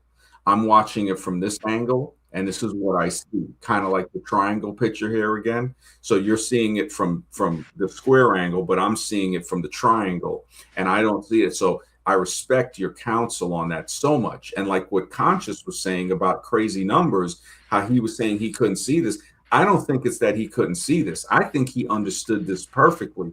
I think he was purposefully lying because all of the other guys showed how he purposefully lies to sell his numbers. That's his grift. He has the Patreon. When Mr. X asked him or it was somebody else that was on here, and he goes, check my Patreon, boom, we know right there it was a grift. Yeah, Mr. X goes, hey, who's going to win the World Cup? And he was like, subscribe to my Patreon. Boom, right there. I was like, this guy is all about grifting. Because if he really, really could have predicted it, he would have. He would have predicted it, So I respect that, the Mind is bringing in that other angle. And Conscious, I don't think it threatens her because she's an extremely profound individual. I give her a lot of credit. Yeah, and I would like to say I appreciate you for that too. I do appreciate your respect, definitely. Thanks, man. Thank you, man. I tell you, man, I value what you have to say because it's like we're in this together and you're saying, hey, brother, I see it from this angle. Are you sure you're seeing everything? And I'm like, I'm definitely not seeing everything. You might be right. And maybe it's not the total shape of what we're seeing, like how when I show the picture of the triangle, I'm seeing the square, you're seeing the triangle, but there's also the circle from the top. So there's something that neither one of us is seeing as well. Mr. Right, you have something? No. Just I was in and out, so I just opened my mic. Yeah. I love the fact that you guys are as paranoid as me, though. I really love the fact that I'm like nowhere else can I go where like people are questioning other people's like you know what I mean? Like I don't know. I've just never been around. It's like I'm definitely in my tribe here. Yeah, man. It's a unique group, right? We're men. It's very rare. You've seen a lot of people on the internet. They can get immature. They start cursing. And I mean, one thing I really appreciate about your streams, MD, is you let everybody express their opinion, and I think that's an important part because that's what makes it interesting that we can express our views also. And a lot of other, I say majority of the channels out there, they won't let you do that. They just want you to believe what they're preaching, and anything to the contrary, they're going to shoot it down. They don't want to hear it. Yeah, exactly. I remember when Crazy Numbers, he was sending his trolls, and I'd pull them on, and they'd be like, "Hey, f you this," and I would just, "Hey, thanks for the comments." It's like, Right. I'm not going to tell them f you back, because that would be, slinging crap at each other. It's like, no, I'm more mature than that. But you know what it tells you about their followers too, that they're brain dead. To come on another person's stream as an adult and talk that way, you're brain dead. That's why you follow Crazy Numbers to begin with. Yeah, you destroyed with Crazy Numbers. I mean, that is so hilarious when you said that, and the fact that I think it was David. He goes, he came from Crazy Numbers. Is hilarious. It's spreading. And then you got him to change the tank top. He kept wearing the same wife beater, and you said he changed it. That is amazing. The fact, because he was wearing that tank top for over a month, and it was like, man, are you going to change that thing? And yeah, just by you bringing it up, next thing you know, he changes it. And I think Jack Talcott came on. I don't know if he called them Crazy Numbers too, because Jack Talcott was actually pretty cool when he came on. But right, he just got attacked by the other guy. Yeah, Cuts One just kept attacking him, man. And then instead of and I felt like I was a little bit harsh. I saw a problem in the way I was telling Cuts One. Instead of saying be quiet, there was a few times I said, look, man, shut up, because he would try I have to disagree with that. I don't think you were that hard on him, to be honest with you, because I thought what he did was very disrespectful to the stream. Yeah, it was very disrespectful. I just think I could have been a little more respectful. Instead of saying shut up, I should have said be quiet. I don't think he deserved it. Because he came on here cursing and just taking out his frustration on a guest. It's like, wait a minute, you're being allowed on this stream. Show some respect. I didn't see any respect for the stream. I really didn't. Yeah, no, you're absolutely right. He was very disrespectful. Yeah, so I have to disagree with that. You should have been nicer. I think you handled it appropriately, to be honest with you. Yeah, it was fine. Cuts One, and I know he's been traumatized, so I gave him some leniency. Imro says, no problem. Don't work too hard though. Thanks for explaining and giving your thoughts about it. Definitely agree with you on that. Yeah, man, there's so much to look into that case. I didn't really go deep, but like some of the stuff that from what I know about it, and then Austin, the Austin Metcalf was all around. There's so much racism, man. Racism is a mental illness, and in America, it's a very big problem. I've experienced it since I was a child, and I've seen people affected by it. I have people in my family from all different ethnicities. Myself, I got a few different ethnicities. And, it's when people, especially in New York, I go to some of these meetings and they talk a lot about immigration and stuff. And I try to let them know, like, look, man, immigration isn't the problem. The problem is the people that's running the country, because they could, you ever notice, like, they can't stop a super tanker of drugs coming in, but they can stop a boatload of Haitians, some Cubans on a raft, right? They could spot that, but they can't stop the drugs from coming in, right? And it just shows you how criminal it is. I do think that a lot of those things, like, they do need to be addressed, but the presidency, I mean, the criminality that we see is so overwhelming. I mean, this is the same thing that happened in Nazi Germany. There was a few people that supported Trump. I think it was Candace Owens, Tucker Carlson, and there was a fighter named Sean Strickland. Now, they don't support him. I know Candace and Tucker say they don't. But Sean Strickland said he was at a Trump rally. He said he met Trump, thought he was a solid dude. Then he was at a rally and he started looking around, and he goes, he could see how the Hitler thing happened. When he started to see how people would act. You can look at interviews with, and I'm not politically affiliated with any side, but you can look at Democratic guys called the Good Liars interview MAGA supporters, and the insanity of what they're saying. People are literally saying that he could murder, do whatever he wants, and he would still support them. There was an older man with a shirt that said he doesn't care if Trump is a PDF file. So when you look at people saying stuff like this, you're going back before Jim Crow, before the Civil War. These people still have mentalities. These are the same people that would lock Japanese people up in a concentration camp who had nothing to do with Pearl Harbor. What does that tell you about the immaturity of this government? It's like a psychopathic child with weapons, with nuclear weapons, with machine guns, with tanks. You know, like I said before, the first person to be hung for treason in America was Captain John Brown. And he was a white hero. He was a white man who was a hero that was fighting for the freedom of people. And these people were people of color. And when you look at the fact that they hung him for what his actions were, and you start to say, wow, this guy is a national hero, it tells you something that's very ugly about the country. When they wrote the Star Spangled Banner, right? I forgot the guy's name. They had to change some of the lyrics because it was so racist, the first writing of it. Same thing with the Declaration of Independence. So the more we talk about if you can't even have the conversation about this, that's the problem. And this leads directly to what these movies were trying to tell us about.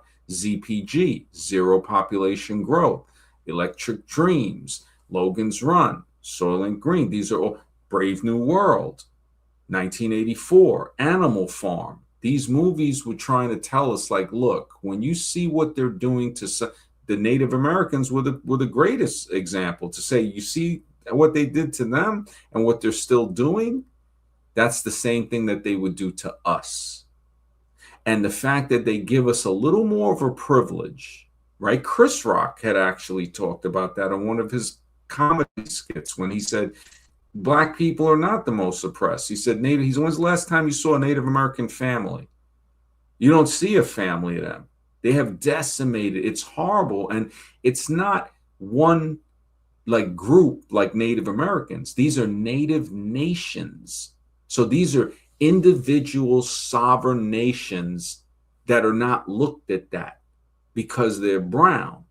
You had the Apache Nation, the Navajo Nation, the Cherokee Nation, the Mohawk Nation, the Iroquois Nation, which was a band of many big tribes with what they would call a democracy, where they modeled the American government after. The only difference was in the Iroquois Nation, they included women. Women could put men in power and take them out of power. The American government is built on what I would call a non-heterosexual thing, where they demonize women and they keep men in that are non-hetero. I think all the presidents were non-hetero. I think the first ladies were all not women. You know, anybody can look at that. Now, that's just my personal opinion. People don't like it, great. That they're open to not like it, but this is what it is. When you look at these people, look at what Trump was doing about trying to whitewash history. Bruce Springsteen, a white man, came out and said that at one of his concerts recently. They're trying to whitewash slavery out of the museums. This is happening now. This is some Hitler type stuff. This is some Mao Zedong. You know, this is straight Stalin type of stuff that's happening right now. But nobody sees it because they're too busy wearing red hats, MAGA. It's like critical thinking is almost evaporated from most of the population. And this is where some people will see, and it's this stream. I look for other streams like this stream, and I don't find it. I go on streams and I get thrown off. I get blocked. I get people chastising me. And then I say, you know what? Maybe it's better that I just stream and that I don't worry about trying to spread the word. Now, there are some streams that are cool. I give Missing Mod a lot of credit. She's a cool person. I went on her stream, but one lady came on, oh, she's a Republican. This sounds like, man, it's too zombie. I'm losing IQ points just talking to this lady, and some of the guys there also, they have prejudice against certain peoples. they'll okay, we know that we shouldn't, the money going to foreign aid is not doing the right thing. And there is a problem with infiltration into our government from, I mean, you shouldn't be able to have dual citizenship and hold a position in Congress, the House of Representatives, or the presidential cabinets, or the Senate, or anything like that.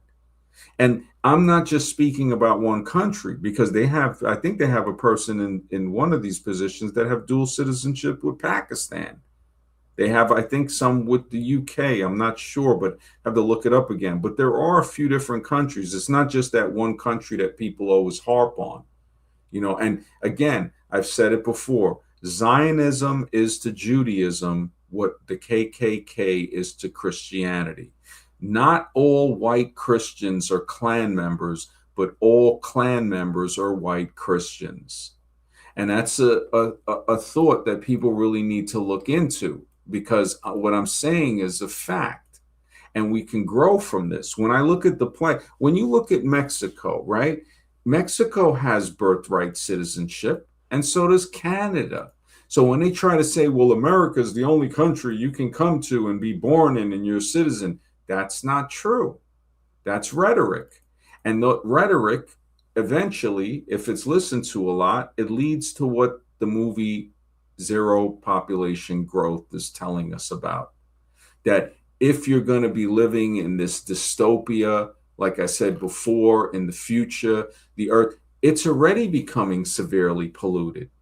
People wearing breathing masks when going outside. Soon it's going to be breathing apparatus, with severe overpopulation, but only in certain areas, very similar to Soylent Green, the atmosphere, the overpopulation.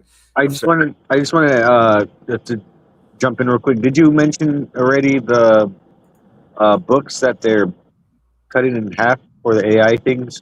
For the AI, they're like doing AI scanning, and then they're just, I guess, burning the books, kind of like destroying the books. A little bit, but please expand on it. Yeah.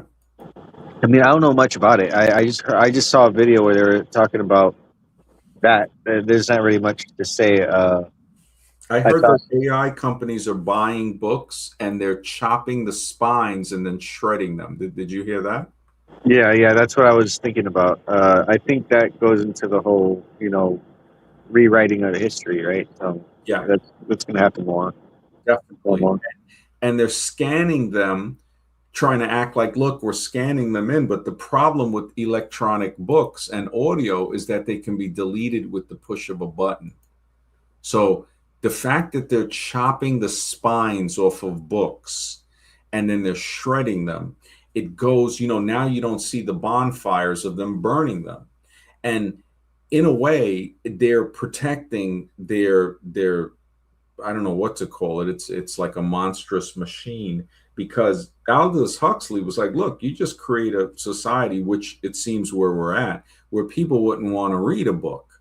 So, that's what we're in. But they're saying, no, we got to take it a step further. We're going to chop these books up and, we're going to shred them.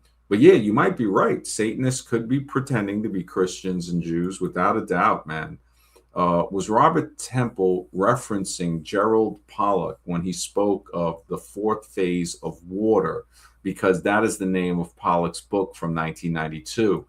I'm not sure if no, I don't think he was referencing that, but I have to look deeper into that. But the fourth phase of water, it's real. And that shows you the fact that they thought that water only had three phases: liquid, solid, and gas, right? And it also has a phase in between the liquid and the solid. So when ice melts, it actually creates this healing capability in between the melting water. So that's the fourth phase of water, if I have it correctly. And I've noticed that if I have ice and it's melted a little in a glass and I'm drinking with it, it has an effect. So, and it's a healing effect too. So, and that's just, see, this is the problem with the Westernization's ignorance. They'll say, well, water it had three, but now it has four, and four is all the phases it has. Well, if you thought it had three phases and we're seeing that it has another phase, Why wouldn't it have 5 phases? Why couldn't it have more? You see, they like to stop, and they it's like they know everything. Because if you realize that they don't know everything, you won't follow them. You'll be able to break the spell a little easier. Like Oliver Reed and his wife did in the movie. They're saying, look, we don't care if you 30 years we can't have kids, or you'll put to death under a dome. No, we're going to have a kid. And usually the good thing is it takes the woman to be the revolutionary, because it was her choice in the movie of not using the abortion machine installed in her bathroom to remain pregnant. So again, once it see, and this is another reason why they try to separate the man and the woman, because they, the woman, that's our wisdom. You hear in some hoods and ghettos, they say, that's my wisdom. They give the woman the credit, but of course in the ghettos you see a lot of problems too. Conscious says, I believe the water in our body is that 4th phase too, or maybe another, as you're saying. Yeah, it's possible it could be the 5th phase. I wanted to jump into real quick with the water thing. I did hear about this, and just coincidentally, the first thing I heard that they try to attach to the whole 4th phase of water was the evolution narrative, and they were like, "Oh, and this is probably why we're not seeing this diversity of life happen the way it did originally, where things just like spontaneously started evolving and growing into different things, or growing at all, because maybe we didn't have the right water, and the right water wasn't the conditions aren't right. Like, we need to have that water to have the evolution process kick off or whatever." And I was just like, oh my god, here we go again. Yeah, they're always trying to push the evolution religion on people, and that keeps the uniformitarianism, where they try to say, oh, everything goes in this uniform way, when we know it doesn't. The Romans and the matter of fact, the Native Americans here, 10,000 years ago, the air was different. Why would it be exactly the same? There would be different concentrations. But they say, no, everything is the same, and it goes back millions and billions of years. And that's the fairy tale. I mean, evolution is a well-crafted fairy tale by a group of very racist men that wanted to create categories to put everybody in that eliminates the beauty of their differences. There's nobody that's white or black. You have many different, just the way the native nations here are very different. When you had all these different nations, right? When they lump them in and just say Native Americans, now it hides the fact that they've killed off a lot of nations. Ishi was one of the last people from a tribe in California. His story you can find on the internet. I think in the 40s he passed. He was the last of his tribe. I forgot the name. Look at the Nez Perce with Chief Joseph and other men in there. This was an amazing tribe. You have the Apache, amazing tribe, the Hopi, the Navajo, the Algonquins, the so many different, the Alabaskans, the Canada. The Canada is a tribe. That is why Canada is called Canada. And funny enough, it's also a language in India, Canada. So it makes you wonder, is there a link? Was there a worldwide civilization? And we see the remnants of this. But evolution was created to hide that fact from us, or even to think in that direction. Did you check out any of that woman, Austin Vader's interviews or presentation about the water? She captures images, messages held in water at that gel state, just warmer than ice cubes. No, actually, the only one I've checked that had the images was Dr. Masaru Emoto, his Messages in Water book. I used to have it, and I gave it to a friend of mine. She really liked it. I think... No, I haven't. Wow. If you have any more information on that, please let me know. Yeah, that's wow. That's actually pretty deep, because that's very interesting, that 4th phase of water. And like Robert Temple, from what I get that he was dealing with in the New Science of Heaven in his book, is that the fifth phase of matter, that's what he was kind of alluding to, that, we have, he's saying that that's the fifth element of matter: earth, wind, fire, water, plasma. And the plasma has a consciousness to it. And the fact that he was showing that the Kordaluski clouds that are at 60-degree angles to the moon, it's possible that that could be is what's holding the moon in that position where we only see one face of it, or it could be something else. And that's the beauty of the or. The or is something that I noticed that our friend Hyperborean did not want to talk about, because, when we're like, hey, great, okay, you're saying in our current understanding that nothing can't exist, it can only just be existence, but that's according to our understanding. And we know that things go beyond our understanding. So he's in the position of ice only has three states: solid, liquid, and gas. And we're saying, well, it could possibly have another state. And he's like, oh, no, no, no. Now you're talking about ontology. It's like, bro, can we think? Will you stop acting like an encyclopedia? It's like, oh, you want to act like that? Then that's where me and Scribe, no, we pressured him a little. He's lucky he had Mr. X here to help him out, because he would have popped. We would have pressured him to, he would have popped. It's like he thinks. And what about what happens when, like, I mean, there's these theories about when people, like, the really, really, like, let's say the really dark energy of the world that's just out to, like, kill and hurt other beings. Like, there's, like, spiritual teachers, there's some spiritual teachers that say they only have a certain amount of time to return to, like, the light, you know what I mean? And if they don't, they're like, their energy gets, like, dispersed or transmuted, just, like, kind of, like, dissolved out into, like, recycled into, like, everything else. So in a way, you could consider, like, that consciousness could go back to nothing. I mean, it's, these are all theories, so it's hard to say, but I mean, I've heard from many different spiritual teachers that I admire, you know what I mean, and respect, that I believe is conscious, because energy cannot be created nor destroyed, but it can be transmuted and transferred into other things, and it only makes sense that, like a really, like it can't, I don't know, it just makes sense to me intuitively. But I would say I'll send you. So I'll get the good interviews or whatever about Austin Veda. I mean, she's been interviewed by a lot of people, and she presents, like, really amazing photos, and she's got an art book. I think she's got a really good book out. I don't have it, but you'd be really fascinated about it, because I think she references, Masaru Emoto, like, started the whole phenomenon, like, 25, 30 years ago. And yeah, I got that book too.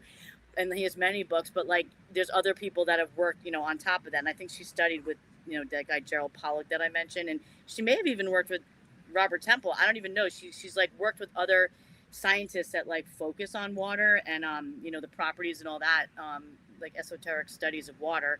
But she goes into, like, the spiritual realm. So she's a really powerful, like, really amazing person to hear, and so yeah, you definitely got to check her out. But I have to say, the conversation you guys had about the guy Constable, or, like, the guy that who's the guy that Hyperborea brought up with the plasma beings seen in the infrared light. I have to say that I had actually an epiphany when I was, like, re-listening to that part. I was like, because the first time I heard it, I didn't even remember that I had actually seen the images, because I'd heard about that person, Constable, I think his name is, and the images that he found under the infrared light binoculars or whatever. I always wanted to get those binoculars, or those, like, to look at the sky or whatever, and, like, check out different things, but they were so expensive.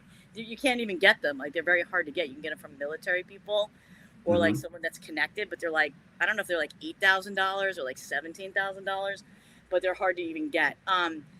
But I had a visitation experience in like 2002, and it's just interesting that I told a spiritual teacher about it, because I had this, like, visitation kind of like but it was like a cartoon. It was presented to me in, like, a cartoon, but the spiritual teacher says that, like, that's how we sometimes interpret visitations or being, with beings that are, like, maybe too scary for our consciousness to, like, acknowledge, and, like, it's how we try to conceptualize what we're experiencing. So we kind of put it in cartoon form or whatever, like a child or whatever.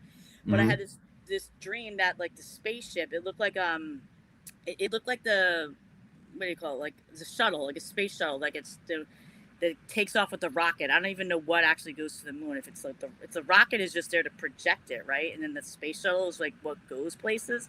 I don't know, but it was basically like a little plane, looked like the space shuttle, and it had these like blinking red, white, and blue lights around the edge of it, and I could see it through the ceiling of my room because I'm having one of those like lucid dreams where I know where I'm at. I'm laying in my bed in LA, and I see this like space shuttle over my ceiling through it, and then I see it like landing back on the road behind my apartment and like kind of turning back down on its butt and like landing like straight up in the air. And there were these little plasma, I don't know if maybe I mentioned this once when I was talking, maybe the first time I got online with you guys, but like it was these little blue like amoeba like shmoo like they look like yeah, like amoebas like in underneath a microscope, but there was like these blue blobs and they were like rolling off and on top of each other, like these little cute little like blue blobs that were like rolling onto each other, and they were singing like it was like a not circus or carnival. It wasn't really creepy music, but they were like, it's time. Like they were like celebrating, and like it was like a cartoon, and they're just like crawling all over this machine coming out like it's like this like not bacteria. It didn't look gross, but it was weird, you know. And then I woke myself up because like I've been practicing like waking myself out of dreams, or like, you know, telling if there was any visitors, you know, like saying like, you know, in a free will universe, you're not allowed to be here. You know, I command you leave, whatever. And like, and then I didn't really get bothered in my sleep because I used to get bothered a lot in my sleep. But I don't know. I just find it interesting because that was in 2002 or so. And it's like, what were they talking about? It's time, because I think he was saying that the plasma beings might be there to actually absorb energy. So I had this epiphany that because I do actually generate a lot of energy, because like you hear like some of the negative extraterrestrials, and you were talking about how they might want to like, you know, some of them feed off of loosh, but some of them might feed off of love, whatever it is. I felt like I had this epiphany because of like you guys having that conversation, that the plasma beings or whatever those were, that I'd never heard anyone speak about because that was so long ago. But that they were maybe like somehow doing something with my energy, like whatever it was. But they were telling me it was a time, but then, you know, that's when my whole life changed after that. That's when I got, you know, really a lot of not the best things, like scary stuff started happening to me. Like I had to leave LA within 2 years. Like that's when, you know, I started getting harassed and, you know, had to leave my life in LA. Like, you know, so anyway. Wow. Okay, I do want to say one thing about the plasma topic. I've heard people talk about the fourth state of matter and this whole plasma thing, and they were saying the plasma isn't just this. You know, I think we're talking about electricity, right? Like plasma electricity. No, plasma is a different, like, fourth state of matter. Yeah. So like, yeah, Like it's fluid almost, like gel or fluid. Well, because from what I understand, plasma. If you look at plasma, plasma is considered the fourth state of matter, and that's whenever whenever a thing is hyper something, it's called hypercharged, or like a it's giving super up. gas, like a super. Well, there's plasma in the blood, so that's a different type of plasma. It's Well, liquid. that's it. But that's the thing, though. The words that you were saying. How you remember how words have meaning, and it's a lot deeper when it comes to the whole. I don't know how words work. Yeah, absolutely. That's not a coincidence. That plasma in the blood is the same. I'm not sure. Is it spelled the same way as plasma and other plasma? Yeah, it's spelled the same way. And Cool. plasma, you know, actually, a black man working with other white scientists showed that during, I think it was World War One, you can use plasma as when people lose blood, you can replace it with plasma to where if you're low on blood, and it helps save lives. So plasma has an ability that works with blood, and maybe the other type of plasma that can carry electricity, that reacts strongly with magnetic fields, electrical fields, and stuff. Like you were saying, how blood plasma has its purpose. This other type of plasma has a different type of purpose. But Well, I think they're connected because literally we have electrical signals in our own body that carry electrical conductivity. That could be a part of the plasma thing. Yeah, I totally agree with the mind. Yeah, I think that makes total sense that they're connected. Yeah, it definitely makes sense. It's without a doubt, it has some type of connection that, the blood plasma with the proteins, the hormones, the salt, and then the so-called fourth state of matter type of plasma. It's like we're not sure. People aren't sure what it is. Of course, we know we're not even sure what we are. So it's like, it's something that, that really needs to be looked into deeper. And I think Hyperborean is hiding his YouTube account. Now, first of all, this is to show you that, again, ignorance, a lot of people are ignorant, right? I'm not feeding an argument. It's a conversation. So you got to pull your head out your culo and realize that it is a conversation. What I'm reading, it has to do with Google search and the Wikipedia for the movie. So, if anything, you should tell your mom to change her name to what you wrote in there. And I'm mad enough to put it on the screen for you to see it. So I'm not hiding from it. So maybe it'll teach you how to be a man one day. Howard Wills, I was gonna say, one of those powerful healers that can take he does like basically magic, like heals people, like kind of like whatever you heard like Jesus did or whatever. But maybe not 100, like was really serious things, not 100% of the time, but he's performed so many miracles for me over the last 25 years. But he says that our body is made, actually the plasma in our body is actually made out of like liquid crystals. So he's saying like plasma is like liquid crystals, kind of like I don't know. So so it's just similar to like what you guys were just talking about. Yeah, I was gonna say that too. That makes sense because when you see your plasma, what's it called? Dry up. It does kind of crystallize. Wow. Right. Yeah, and there was something else I wanted to say about the plasma. Oh my gosh. Blood plasma or the metaphysical plasma? Well, the metaphysical stuff. Well, I mean, it's actually not even metaphysical. It's actually with those cameras, those P900 cameras, those Nikon, I think it is. The magnification is like, I don't even know if it's 100 times or 200 times. But basically, you can get. I mean, they put filters on and they take videos and images of stars, and they're basically like plasma beings, like they're like water plasma. And have you seen some of those images? It's crazy. It's so beautiful. And it's like, well, you wish it has filters, but I think those are just color filters so that you're it's kind of like using infrared binoculars so you can actually see what's going on. But they're like these really beautiful, like water molecule globules just moving around, like kind of like, not like what my cartoon dream. My cartoon was dreaming a lot more simplistic, but in a way, I think that they were representing like those kind of things. Because these images are kind of new. You can look it up online, but like people actually have images of the videos and they're really beautiful. And also, I had because Howard Will is the guy that has done a lot of miracles. This guy in Kauai, he also gives prayers. Like it's 25 years ago, their prayers were like 10 or 15 pages long, and it would take you like a half an hour just to go through these prayers. And they were prayers for like forgiveness and peacemaking of you and your ancestors 10 generations back. Because he says that we actually inherit all the energies from both of our lines, like from our mother and father going 10 generations back on each side. So we're kind of carrying some weight and energy of other people. We're kind of like the tip of a sword. And he said you could be a really shiny tip of the sword, but there's this whole bottom of it's rusty, and so you kind of volunteer to come here and kind of cleanse the line.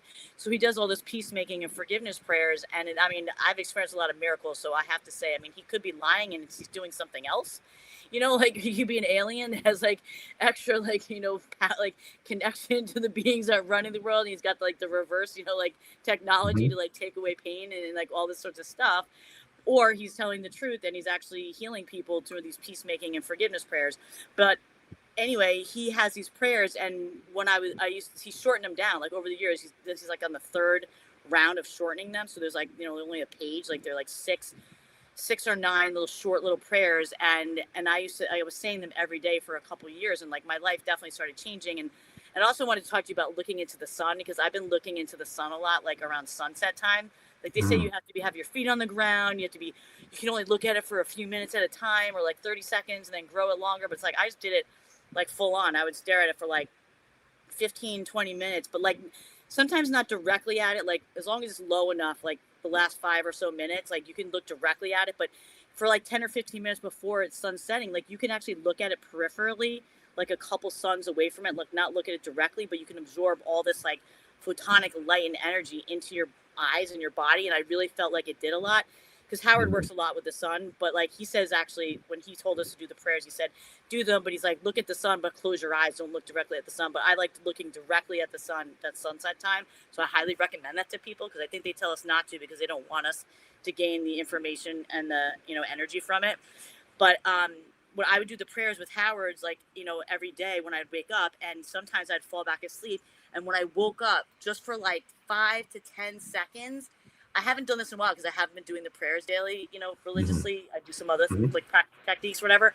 But on the ceiling of the room, there was literally water. There's like the reflection of water on like another like surface. It had that watery light.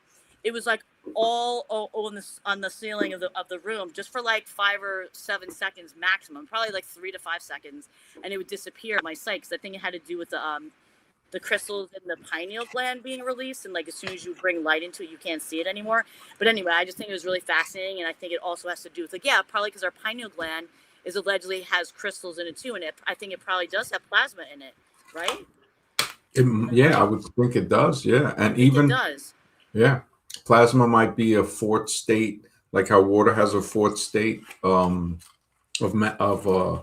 matter. We might actually have a fourth state of blood, which could be plasma. The other plasma is more ionic, kind of charged.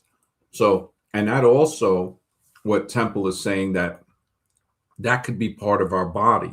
So when people have these experiences, these out-of-body experiences, that might be the plasma part of our body. So I think that's why he called his book The New Science of Heaven, to say that, to try to scientifically explain what some people might call the spirit, or maybe even the consciousness. And of course, it's going to go beyond that as well. And that's where sometimes, the conversation gets deep, where it's like, oh, wow, it could be. And that's what's beautiful about speculating. And I see YouTube account, hey, most people don't have a YouTube channel. They're a little too lazy. But maybe one day you'll start one, because if I didn't have a channel, you wouldn't have anywhere to comment. Iam says Veda is a Kiwi. I think that's a term for people from New Zealand. And there's a great YouTube video with her and Robert E. Grant on The World Was Once One. The name for the sun for New Zealand Maori is Ra, just like the Egyptians. What are the odds of the same object, same name? You're absolutely right. You're absolutely right. There is so much similarities. Like when you look at Kali, the goddess of death from India, and then the west part of America, California, which is not a Western name. So Kali and California.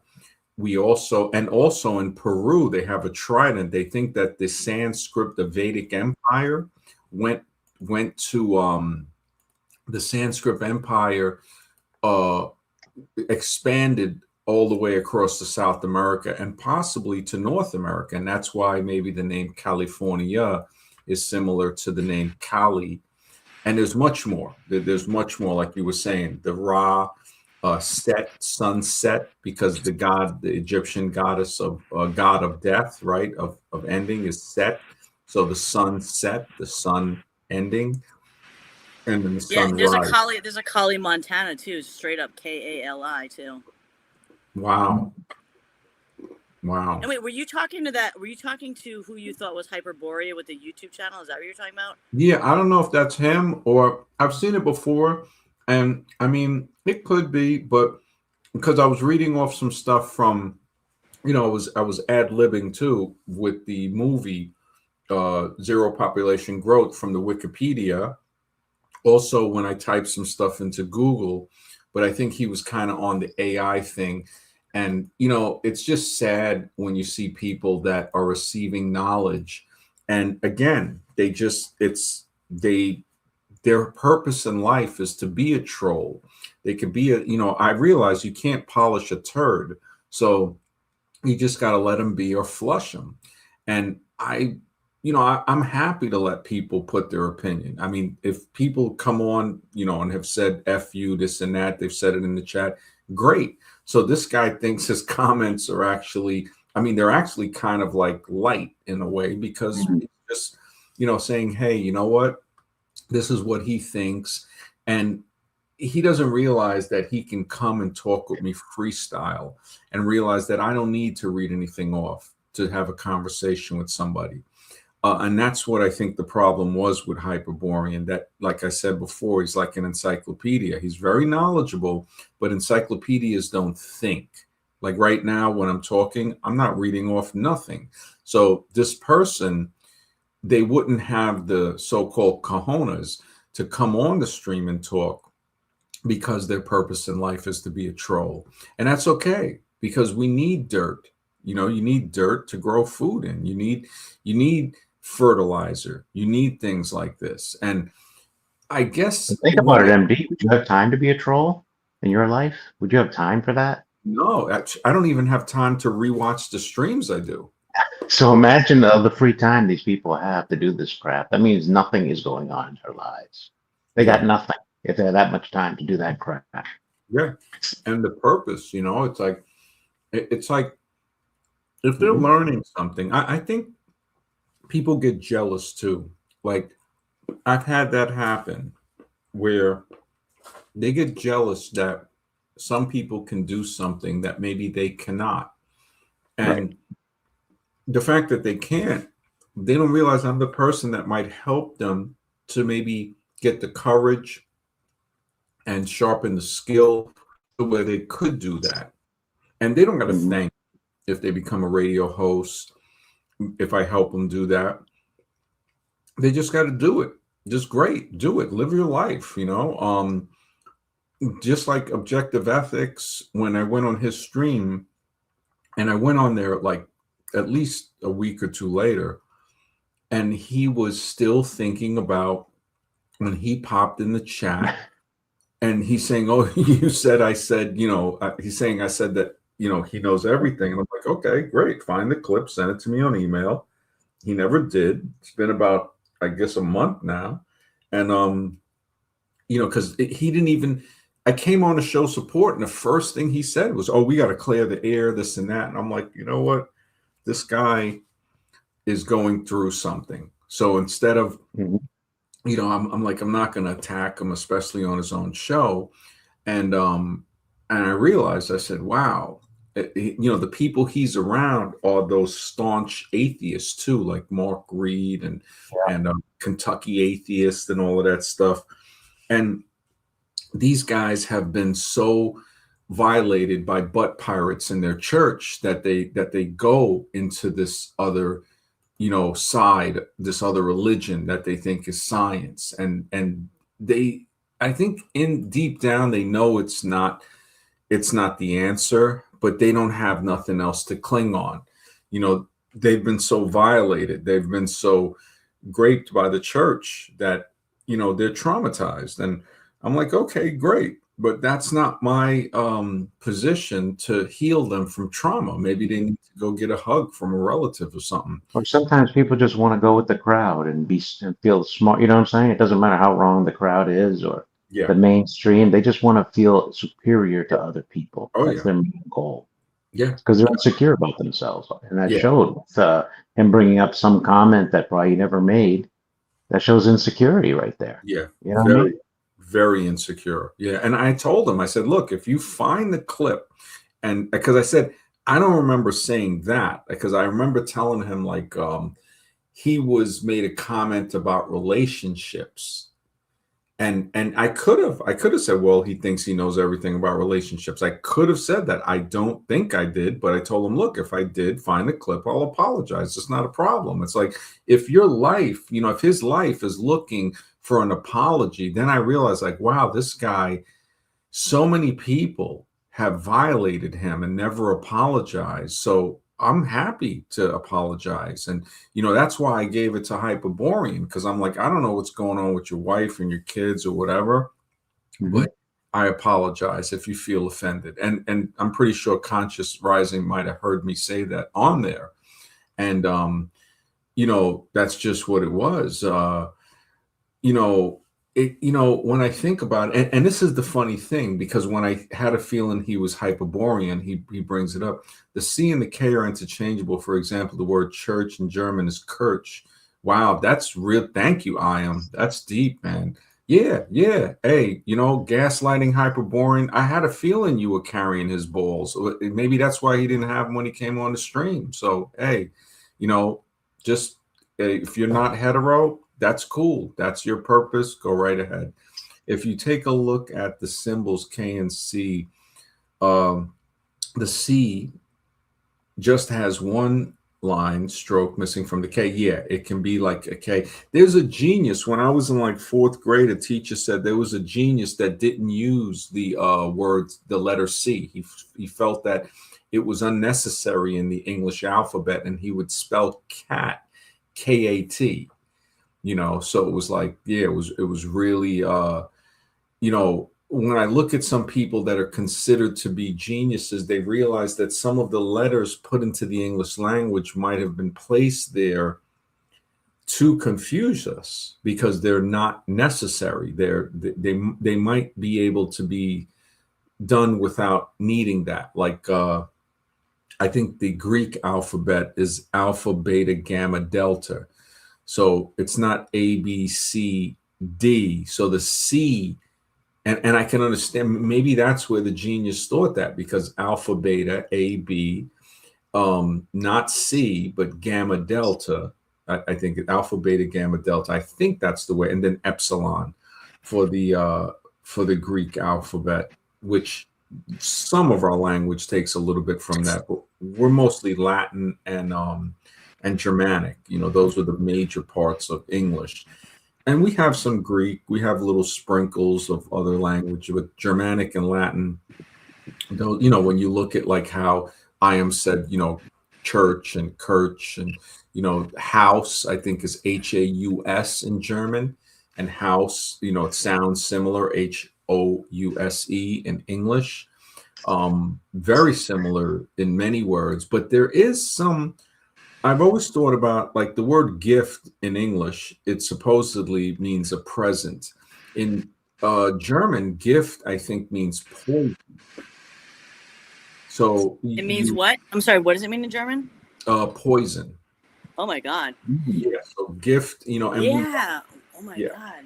So I say, because English and some of those, it's like a trick language. That's what like some other teachers are talking about too. It's like the C is just there to confuse people, and also maybe put some code in so other people couldn't understand, like coded language or whatever. But yeah, that's crazy what you just said.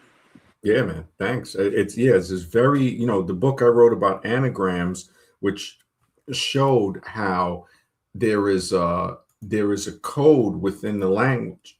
Like when we look into words like cable television, and we can respell this word phrase, cable television, and it perfectly respells the word noticeable and evils. And, you say that, and then I color coded it on the bottom to show like, look, and this is definitely over a 1 to a trillion chance.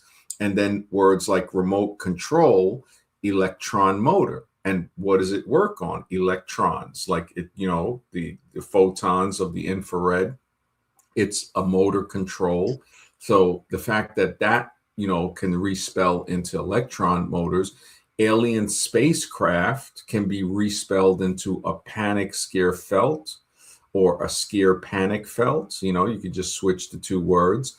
There's no coincidences at all. So slot machines, of course, we know can be respelled into cash lost. There's no way that can be a coincidence. Slot machine, cash lost. Yeah. No. Yeah. It's just, and then bigger phrases like the U.S. presidential election can respell into elite hustlers and a deception. This just goes into such a high number of probability. It's just totally improbable for this to not be some type of code in the English language. When I showed it to Scribe, he was saying, yeah, it's definitely something with the code that's in there about that, so it's Super Bowl, superb owl. That's wow. That's another anagram there. That if you just owl superb or superb owl. Listen, the word listen can be respelled into silent, and they both relate to each other. Silent, you have to be silent to listen, and this is beyond what somebody would call chance. Right. When there's something like a long time ago when I was like, when I was experimenting with cocaine, which wasn't a good thing, but my brain was kind of going on overdrive, and with adrenaline. But you can get overdrive. Like people were like the other night, like, oh, stop, lay off of the coke or whatever. It's like I haven't touched that in like so many years, but like you can get that fast just by caffeine or like fasting. Or Caffeine is like Coke Light. Yeah, I mean, anything. Chocolate, coffee's black crack. Yeah, anything that gets your adrenaline running. If you got strong adrenals, you can get there. But basically, like I would love to play with this more. But there's like a code about like the sounds, like with rhyming. Like if you take the word like boil, like and then you do every letter. You do like boil, and then coil, and then doyle, and foil, and goyle, like gargoyle, and then like all the different things like. Royal. And you go through every letter, and even combinations of letter like THR and TH and then STR, and you know what I mean, all of them. And like there's the sound. I think there's like you can actually get some codes from different words that actually have those, because you can get more of like the deeper meaning of what they were trying to encode in the word. Oh, you know what I mean? Royal. Royal, spoil. Yeah, oil, loyal. Yeah, there's like so loyal, like the word like eight, like all the words that end in like eight, like ATE or AITE or AIGHT, and like and they have the like hate, gate, like there's like very similar like meanings to those words. So like just those sounds are like there's a code in that. So I just feel like this, like if I always wanted to go into it, I was like, oh, there could be a book written about this, but I have like a million things going on in my head, and like I don't really look back ever. But it's something that I think should be studied. Do you know what I mean? Like I think it definitely could be like decoded. I mean, AI I guess could do it pretty well. AI can help to an extent, but I've noticed it's not really good with that. You still have to edit and go through it and all of that, and so it's anagram generators might be a little better. Some of them create too many different anagrams. Like there was one for the Hanta thing, and I had tried it in one of the programs, and it was just, it just was spitting out like over 100, and I said, yeah, there's no way I'm going to read all of that. And but it isn't AI as good as the programmers. Someone disagree with me, but it's like the AI can only be as good as the programmers. To an extent, what I think AI is good for is searching. So like how Google is a search engine. So AI for me, and it still can make mistakes or not find everything that you need to find, is to say, okay, find me the study. So like there's a study that was in 1968 where they did on MSG, and I think it caused neurological problems in the mice and stuff. So it proved that it causes some brain problems. So I would say, okay, AI, find me the study or studies that was done for that. There's also a claim in a book that I have, The 100-Year Lie, about all type of tests. And it says that Japan had developed high fructose corn syrup because it would preserve the freshness, this and that. But the problem was it wouldn't get processed in the liver, it wouldn't break down, so it causes problem. So I would say, AI, can you find the experiment? Was it really Japan that had, first discovered this? Could there have been, I've argued with AI. I have like an 82-page argument I saved about evolution. Not really an argument, but a discussion, really. That's the better way to put it. Where eventually, about maybe 60 pages in, I said, wait a minute. I said, I'm using the scientific method. And it said, yes, you are. After 60 pages, it says what these evolutionists are doing are inference. So they're making an inference. And So like somebody's going to the beach with a towel, therefore they're going in the water. And that's not necessarily true. Mhm. So, and I'm saying, yeah, so that's not fact. And it took me like formulating the right questions to ask it. So it's only as good as the questions you can ask it.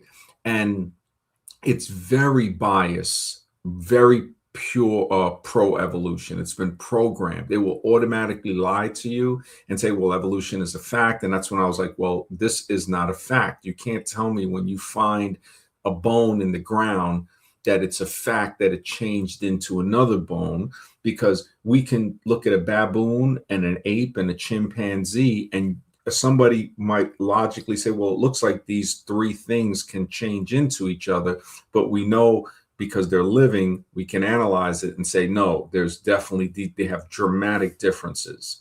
And so with evolution and the bones, it makes it totally unscientific when they start to, put this stuff, the inference into, wow, this is, yeah, into that. Wow, I am is really, he said, knowledge, the wise old owl, Super Bowl, knowledge, not, well, wait a minute. How does it spell the wise old owl? Because I don't see an I in Yeah, there.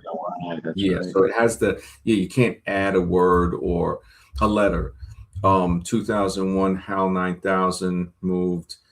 HAL, I mean, IBM, International Business Machines, they had a lot to do with like, with, what's the word? Do they IBM. even exist anymore, IBM? I think they might have changed into another company, because I Mhm. remember Xerox when I was a kid in the 80s. Xerox Yeah, actually. that was big. Yeah. Yeah, that my sister used to work for them in Manhattan, and they were, I mean, their Xerox machines were gigantic, and they were like the leading thing. And I don't know what they turned into. I don't know if another company absorbed them, or something like that. But I know they IBM, closed all their headquarters that are abandoned now. They're huge headquarters all over the country. And there was a book this chick gave me. She was from Kingston, New York. I knew I had a problem with dating when I started to forget the names of women that I was with. I don't remember this girl's name, but I gave her Children of the Matrix, and I gave her like two or three books, and she gave me IBM and the Holocaust and another book. And IBM and the Holocaust was these punch cards, because you wouldn't be able to tell the difference between a German person and a Jewish person. It would look very similar. And Mhm. the way that they found and rooted them out was through IBM punch cards. So the better records that were kept was the easier it is for the Nazis to find them. And the people that kept some of the most best records were Holland, the Netherlands. And this is Mm. why we were able to round up so many people from those areas. When I was there, I remember a guy telling me, uh, when he found out I was a military guy, he goes, yeah, man. He goes, if we had like the U.S. Army stuff, we could have stopped them, because Holland stood up against the Nazis. I think it only lasted about 5 days, and they had overran them. But he Right. was kind of saying that we would have probably put up a better fight. We could have beat them, this and that. So they have their little fantasies. And he was Dutch, and I think his mother was Indonesian, but he was white passing, and I could see the racism he encountered. He worked in the mushroom shop, and we became cool friends. His name was Jaka, and it just, yeah. When I look, how the Netherlands had some good parts to it, and then it had some bad parts to it. Like every place, but it was more free. That was the only place in the world that I felt that the police was there to protect me. Because I had a few experiences where uh, people must have said stuff, and I noticed the cops being around, and I said, yeah, there's a little too much cops around here. Something's going on. And they just observed the situation. They saw that nothing was going on, and they left. And other times, cops told me, hey, yeah, if you buy mushrooms or anything from this shop and you feel a little like you want to sit down, you could just sit down on the bench right here by the police station or anywhere. They were very, they understood that real crime needed them, not to bother people on some BS, you know? And that's why I really appreciated that when I was there. Iam says, Max, did you know 2001 Space Odyssey was released in West Germany on 11 September 1968? Holy smokes. I did not, man. Thank you. Under the German title 2001 Odyssey in Weltrum, or Veltrum, I think it's pronounced. Again, what are the odds? September 11, 2001, 33 years, the event. Wow. That I did not know. That's amazing. 33 degrees of masonry. Yep. Yeah, man. Crazy numbers going to go crazy on that. You probably think he played Jesuits, though. Yeah, yeah. He's find out where it equals 201 because otherwise forget. Yeah, he says, not an anagram. The word knowledge has the wise old owl in the word. Okay, so that's what he was trying to. Yeah, definitely has the owl. And I've heard people in the hood said know the ledge, like they would put it as that, like knowing the ledge or owl, edge. You have edge, owl. That is there's so much with words. There's so much there, like when I was talking to him about the book months ago, he was the first one to say, look, this could have been coded in there. And I told him it could be, but it also seems like English feels like it's alive, like it's speaking back to us, saying, look, if you look at the word here and rearrange it and you respell it. So if you know how to spell the words, you cast the new spell and you respell it. And now you see, oh, it actually means this. The US presidential election means elite hustlers in a deception. And it's a stretch, for people to say, well, because it's so unbelievable. But the fact that it spells that, it's like how there's no possible way that this is any type of coincidence, especially this phrase. I mean, this is a very, this is a 4-word phrase that respells a 5-word phrase, elite hustlers in a deception. And the fact that they relate directly to one another, what anybody would say that is aware, they would say, yeah, they are hustlers. They're elite hustlers. They're in the elite. They're, running a country, or supposedly, and it's a deception because we know everything they say is a lie. So elite hustlers in a deception actually tells us the truth of what a U.S. presidential election is. And it respells it just the way the president is a puppet. And when we respell the word president is pretend, and it pertains exactly to what the president is. It's a pretend position, and, other ones like Walt Disney, right?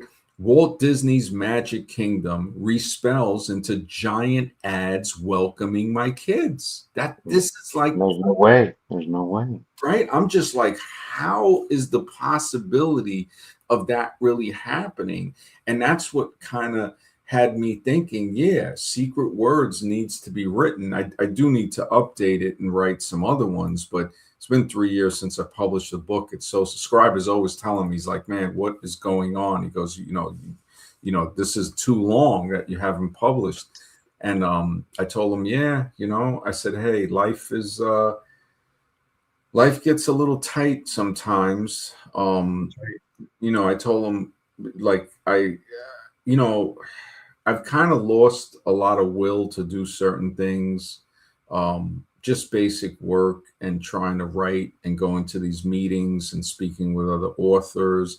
One guy, he has this group with authors in New York, and I was trying to speak with him about, he was telling me, oh, we can help promote you. He's got a YouTube page, 23 subscribers, and I'm just like, I didn't want to, and I'm like, so you want so you already know, Mr. X. And I'm like, $70, man. And I'm already, I'm very frugal at this point in my life. I'm like, bro, I'm not, It's like I eat at home. You know, I eat sardines on bread. It's like, look, man, I ain't trying to spend $70 unless I know I'm getting back $70 or more, and if I even got it to spend. So it's like, That's why you I'm know, always working all the time.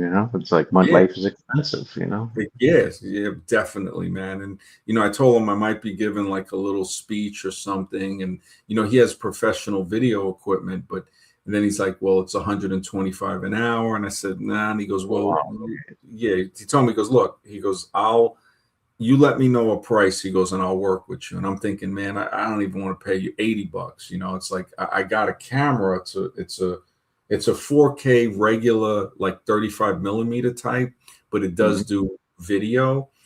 And I got a tripod, but I'm just like, you know what, I just and I guess that's the parts in life where I'm just like, I just let it go, and I just get to where if I was more organized or I had somebody to help me, because everybody's always busy. Conscious Rising says, I had a non-blood related aunt who worked for IBM and her last name was Beiste. Makes me a little paranoid. Beiste family in Flushing adopted my dad and aunt in the early 20s when my grandparents died. Wow. Wow. Yeah, IBM, that book, IBM and the Holocaust, I forgot who I gave it to. I think I gave it to this bookstore. He has authors speak there. And whenever I go to hear an author speak, he sells used books and he loves them. And I give him like 2 or 3, and he's very appreciative.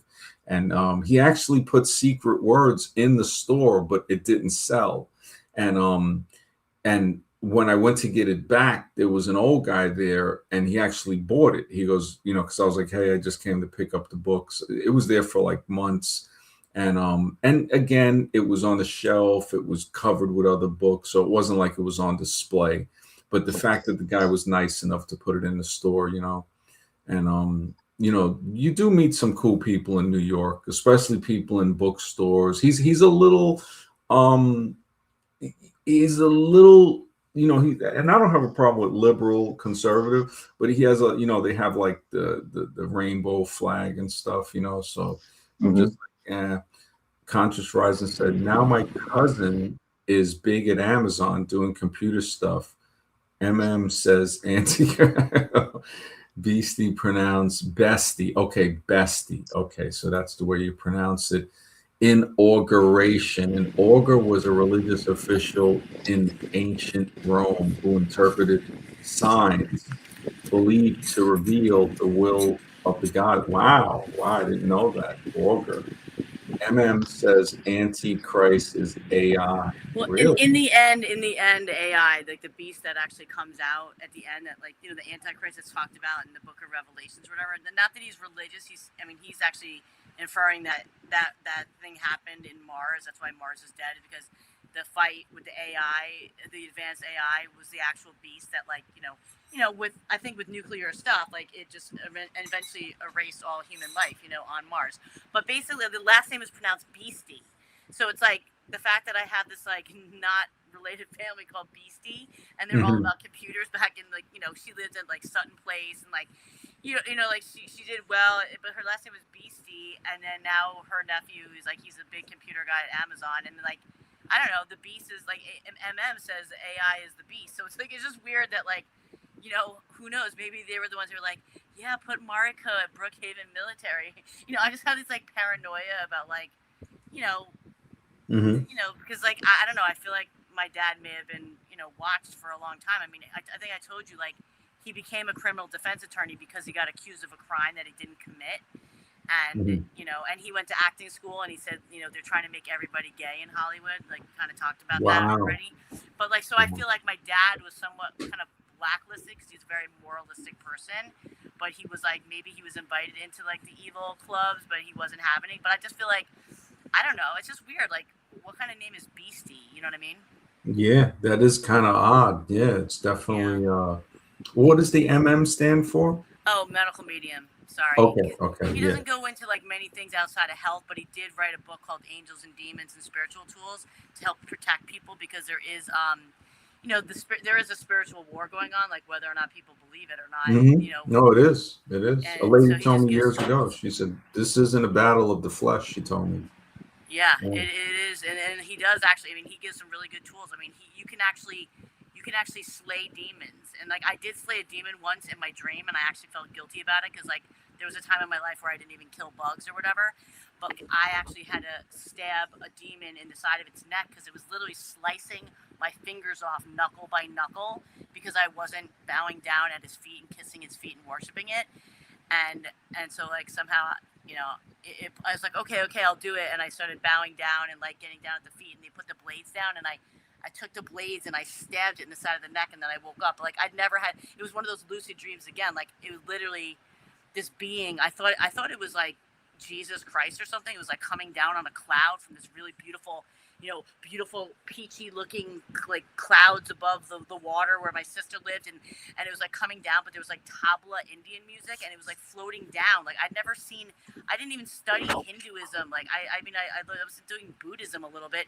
but it was like nothing that I was familiar with, and I didn't do the Hindu chanting at the yoga centers and stuff. So it was like really weird that this Indian kind of god or who thought they were a god came down, and then it was basically like telling me to like bow down and kiss my feet or whatever and like be servile to me or whatever, and I was like no, and it literally started slicing my fingers off. But it was just very weird. But like I'd never had a dream like that, and but basically medical medium gives you tools where you can actually eliminate like the energy of a demon if it's messing with you and your family, or somebody's hurting somebody that you know. He actually gives you tools where you can actually slay them, which is really cool, and I've felt the difference in my lives and my friends' lives who I've done it for, so it's pretty cool. Yeah. Wow, that's deep. Yeah, I mean, yeah, it's when you think about slaying demons, one of the best movies I've seen, the most profound psychological thrillers with slaying demons is Frailty.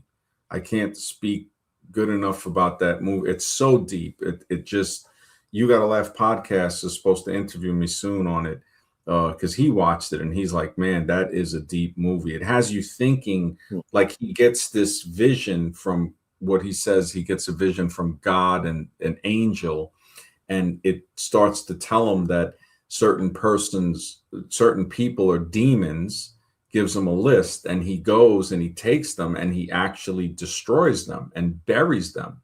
And he makes a distinction between destroy and kill. You know, he's never killed anybody, but he destroyed demons. And it's a deep movie. I mean, it stars Bill Paxton and a few other guys. But yeah, Frailty. If you ever get a chance to check that movie, Frailty. Yeah, I wrote it down because I've heard you talk about it. It's like at the top of my list. I mean, it looks a little scary, but I can watch it on Netflix, so I'm going to watch it. Yeah, if you can, that movie, I have to admit, I've watched that movie a few times, and I've watched parts of it over and over because it's more about thinking that you're certain about something happened, or that maybe this guy is nuts, or he's just seeing that, and then you start to say, wow, this is the director and how they put it. I said they really make you question what you thought you knew.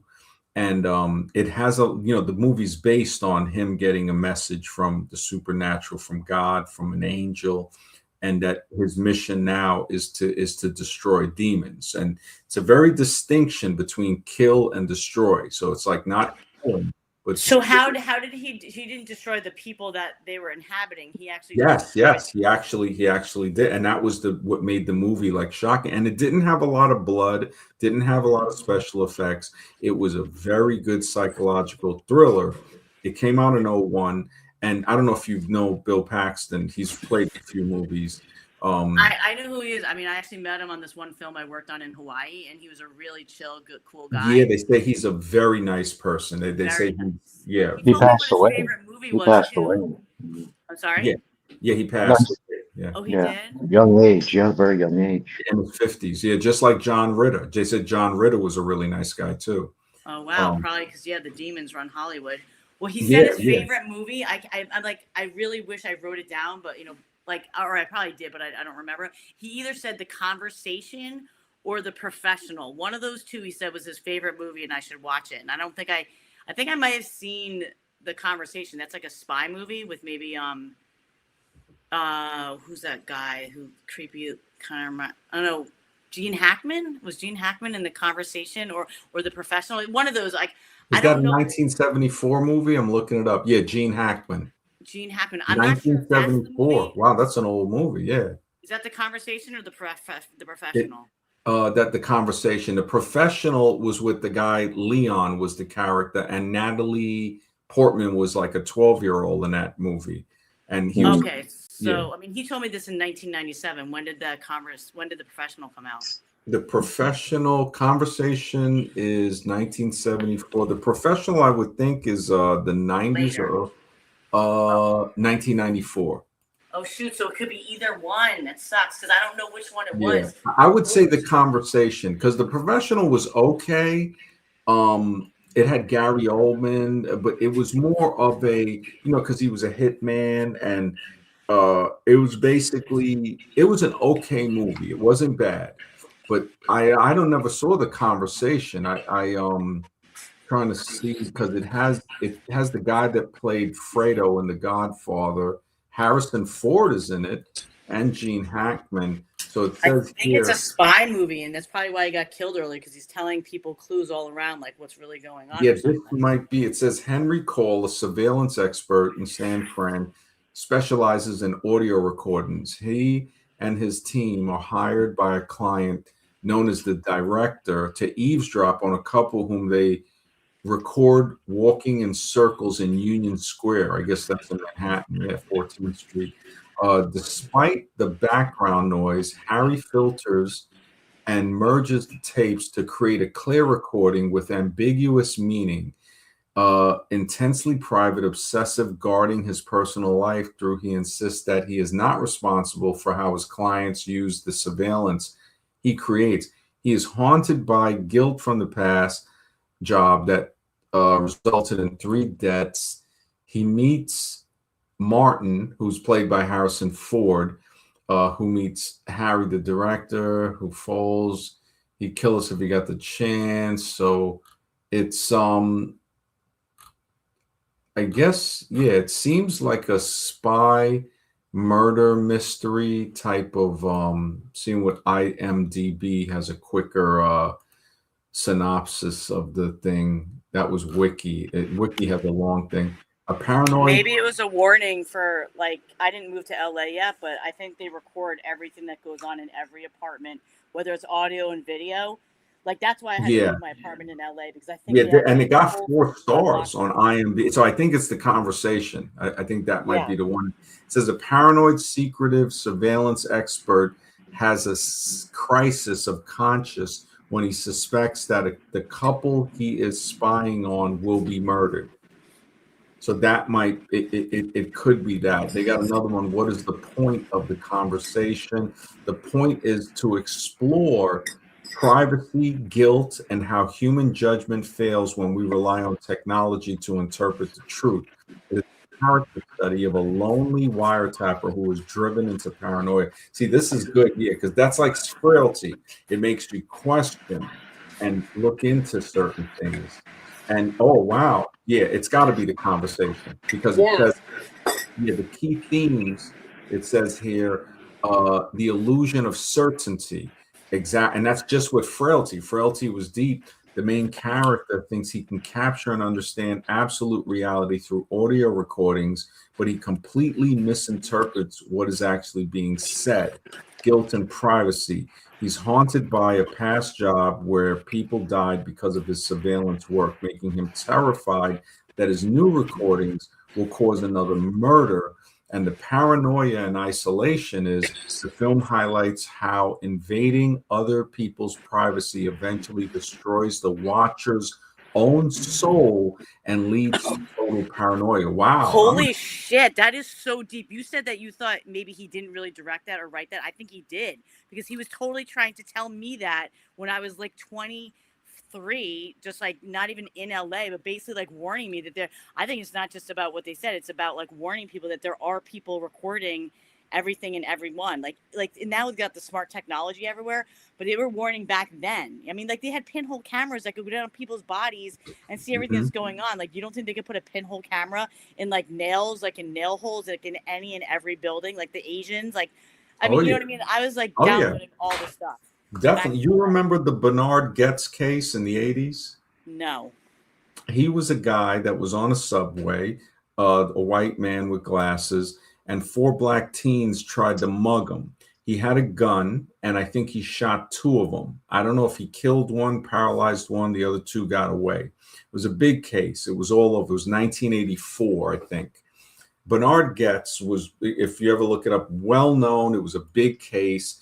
I think he did a year for it, because back then it was a year for a handgun, which is now like 5 years or something. It's crazy. But he, you know, when the detectives raided his place, they found that he was he worked, I don't know if he worked directly for the CIA, but he was producing equipment that were microphones the size of finishing nails. Now, finishing nails is a very skinny type of nail that goes, you know, where you can't see it, like you hammer it in mold, right? So now this is 1984. I was a kid. And now 1994, 10 years later, I'm training with a guy at the Gracie Jiu-Jitsu Academy. And this guy, Rich, he tells me he starts dating a girl whose father was one of the head detectives on that case. And he's telling me this 10 years later. He goes, yeah, you remember the Bernard Getz? I said, yeah, I remember it. And he goes, hey, man, her father said that, you know, when they raided the thing, and he confirms, he goes, he had all of this electronic equipment and the finishing nails, microphones. Now, fast forward another 10 years. In 2004, I meet Pam Rice, who wrote a book about vegetarianism. She has an office, 1 Union Square. She used to have it. And she goes, hey, come up. You know, I used to be a vegetarian. She goes, come up to Union Square. I have like literature. I'll give it to you. You know, I have a library. You can take stuff out. So I go and visit her. And I look on the desk. I was like, yeah, you know, it's expensive to rent a place here, Union Square. So she goes, I split it with a scientist. And I look and I see mail on the desk and it says Bernard Getz. And I'm like, there's no way this is the same guy. I go to see her one day, he's there. And she goes, hey, it's Bernie. I meet him and he's working on like a magnetic device that can levitate stuff. And he goes, hey, you know, it was called magnetron. We put a wrench in it. He goes, put a wrench in it. It's suspended. He eventually, I think, sold that pattern. So when I look at the way things happen in life, I never in my life would have thought I would have met Bernard Getz. Now, and wait, he was a scientist, but so what was the murder in 1984? The murder was, he was on, so he worked in Manhattan and lived in Manhattan, I think, or some part of the city. And he was, you know, taking the subway. Now, the subway, I've been on it and it's horrible. You know, when you see some people on there, they're monsters. So he carried a illegal gun to protect himself. And these 4 kids, like, they tried to make it play like, yeah, he definitely had racial, you know, the guy had said very racial stuff, you know, after he did his year or something like that. You know, he was talking about ethnic cleansing, eugenics, stuff like that. So when people thought, okay, they try to paint him as that, but really those 4 black teens were trying to rob the guy. And he should have really gunned down all 4 of them. I think 2 of them ran away. He shot one, paralyzed them, and I think he might have killed the other. And so it was a big thing. Oh, white guy, you know, shoots these. It's like one of the kids, I think, had a screwdriver on him. So, you know, he ended up doing a year for the gun. And I don't know if there was a civil suit or whatever, but when I met him, you know, it was like, it was 20 years later. But when the funny thing was Rich, when I used to train with him, he was dating the daughter of one of the detectives. And I was like, you got it. And the detective was racist too. Rich was like a white, he looked white, but his last name was Hernandez. His mom was like part Spanish. And he goes, yeah, the father was like, yeah, he doesn't let no blacks or Puerto Ricans in his house, whatever. You know, he lived out in Long Island, like deep into Long Island, probably, I think it was like middle of Suffolk County or something. And the daughter, I didn't really know, I met her once, like Rich was dating her. And you know, and this is what I was saying. I know people that they're racist, but I understand why. Like they're not out there going to just beat up anybody who's of color, but they're saying, look, with all the stereotypes, I'm just going to play it safe. Now, I understand where they're at, because in New York City, when you see the way some people act, it's like, yeah, you can't be messing around with some people. But then, you know, 10 years later, when I met Pam Rice, you know, she wrote this book, 101 Reasons Why I'm a Vegetarian. And then, you know, she was all cool with Bernie, and Pam had her own racism too, I remember. But it wasn't like she was hating people, but, you know, I mean, you live in New York City, when you see the way some people act. Now, I know a lot of good white people that sometimes you'll see black people from their trauma try to, you know, attack them verbally, which is assault. You know, and maybe the trauma in them has them being prejudiced toward white people. Now, that could spark a reverse action to where both people start to hate each other. Me, I'm looking at it like, all right, Pam's cool with me, I'm cool with her, I'm understanding where she's at. Bernard, you know, I could see what he went through.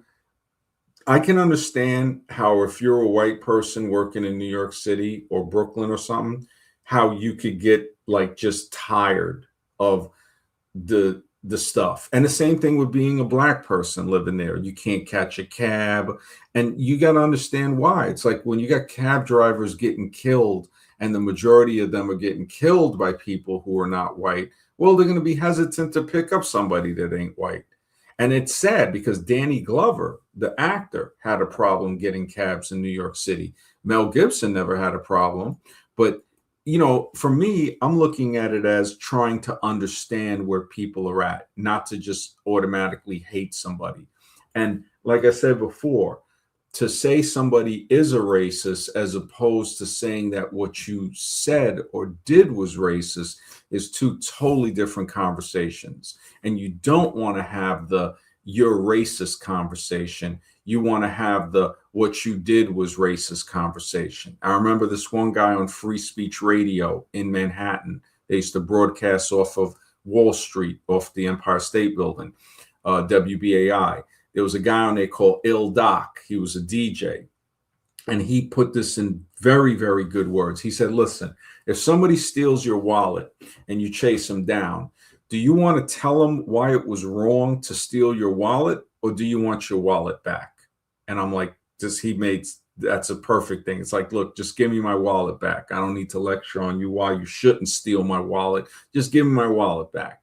So it's the same thing as, you don't want to have the conversation. You can't, because somebody might not be a racist and do something that is racist. So that's where you have to make the distinction.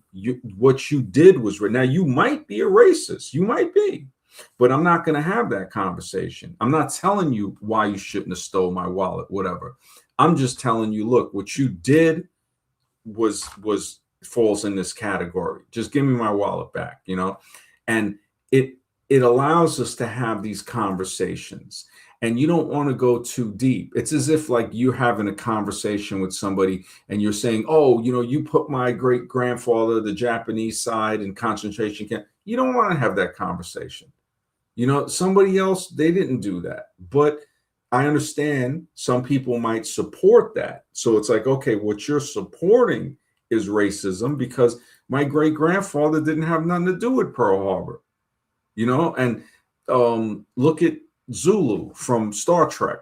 I think his parents were in I think he was put in there as a young kid because, you know, they put Japanese people lost their businesses and was put in these camps, and they were totally innocent. You know, what a lot of people don't talk about is I think some Italians and Germans were also put in concentration camps. So when you look at how this country was run, you start to see it's a big military gang, and it's messed up. But it's not saying that it's inherently like that. It's saying what they did was wrong, because as we see, it has progressed into something that where people did end up getting more rights and stuff like that.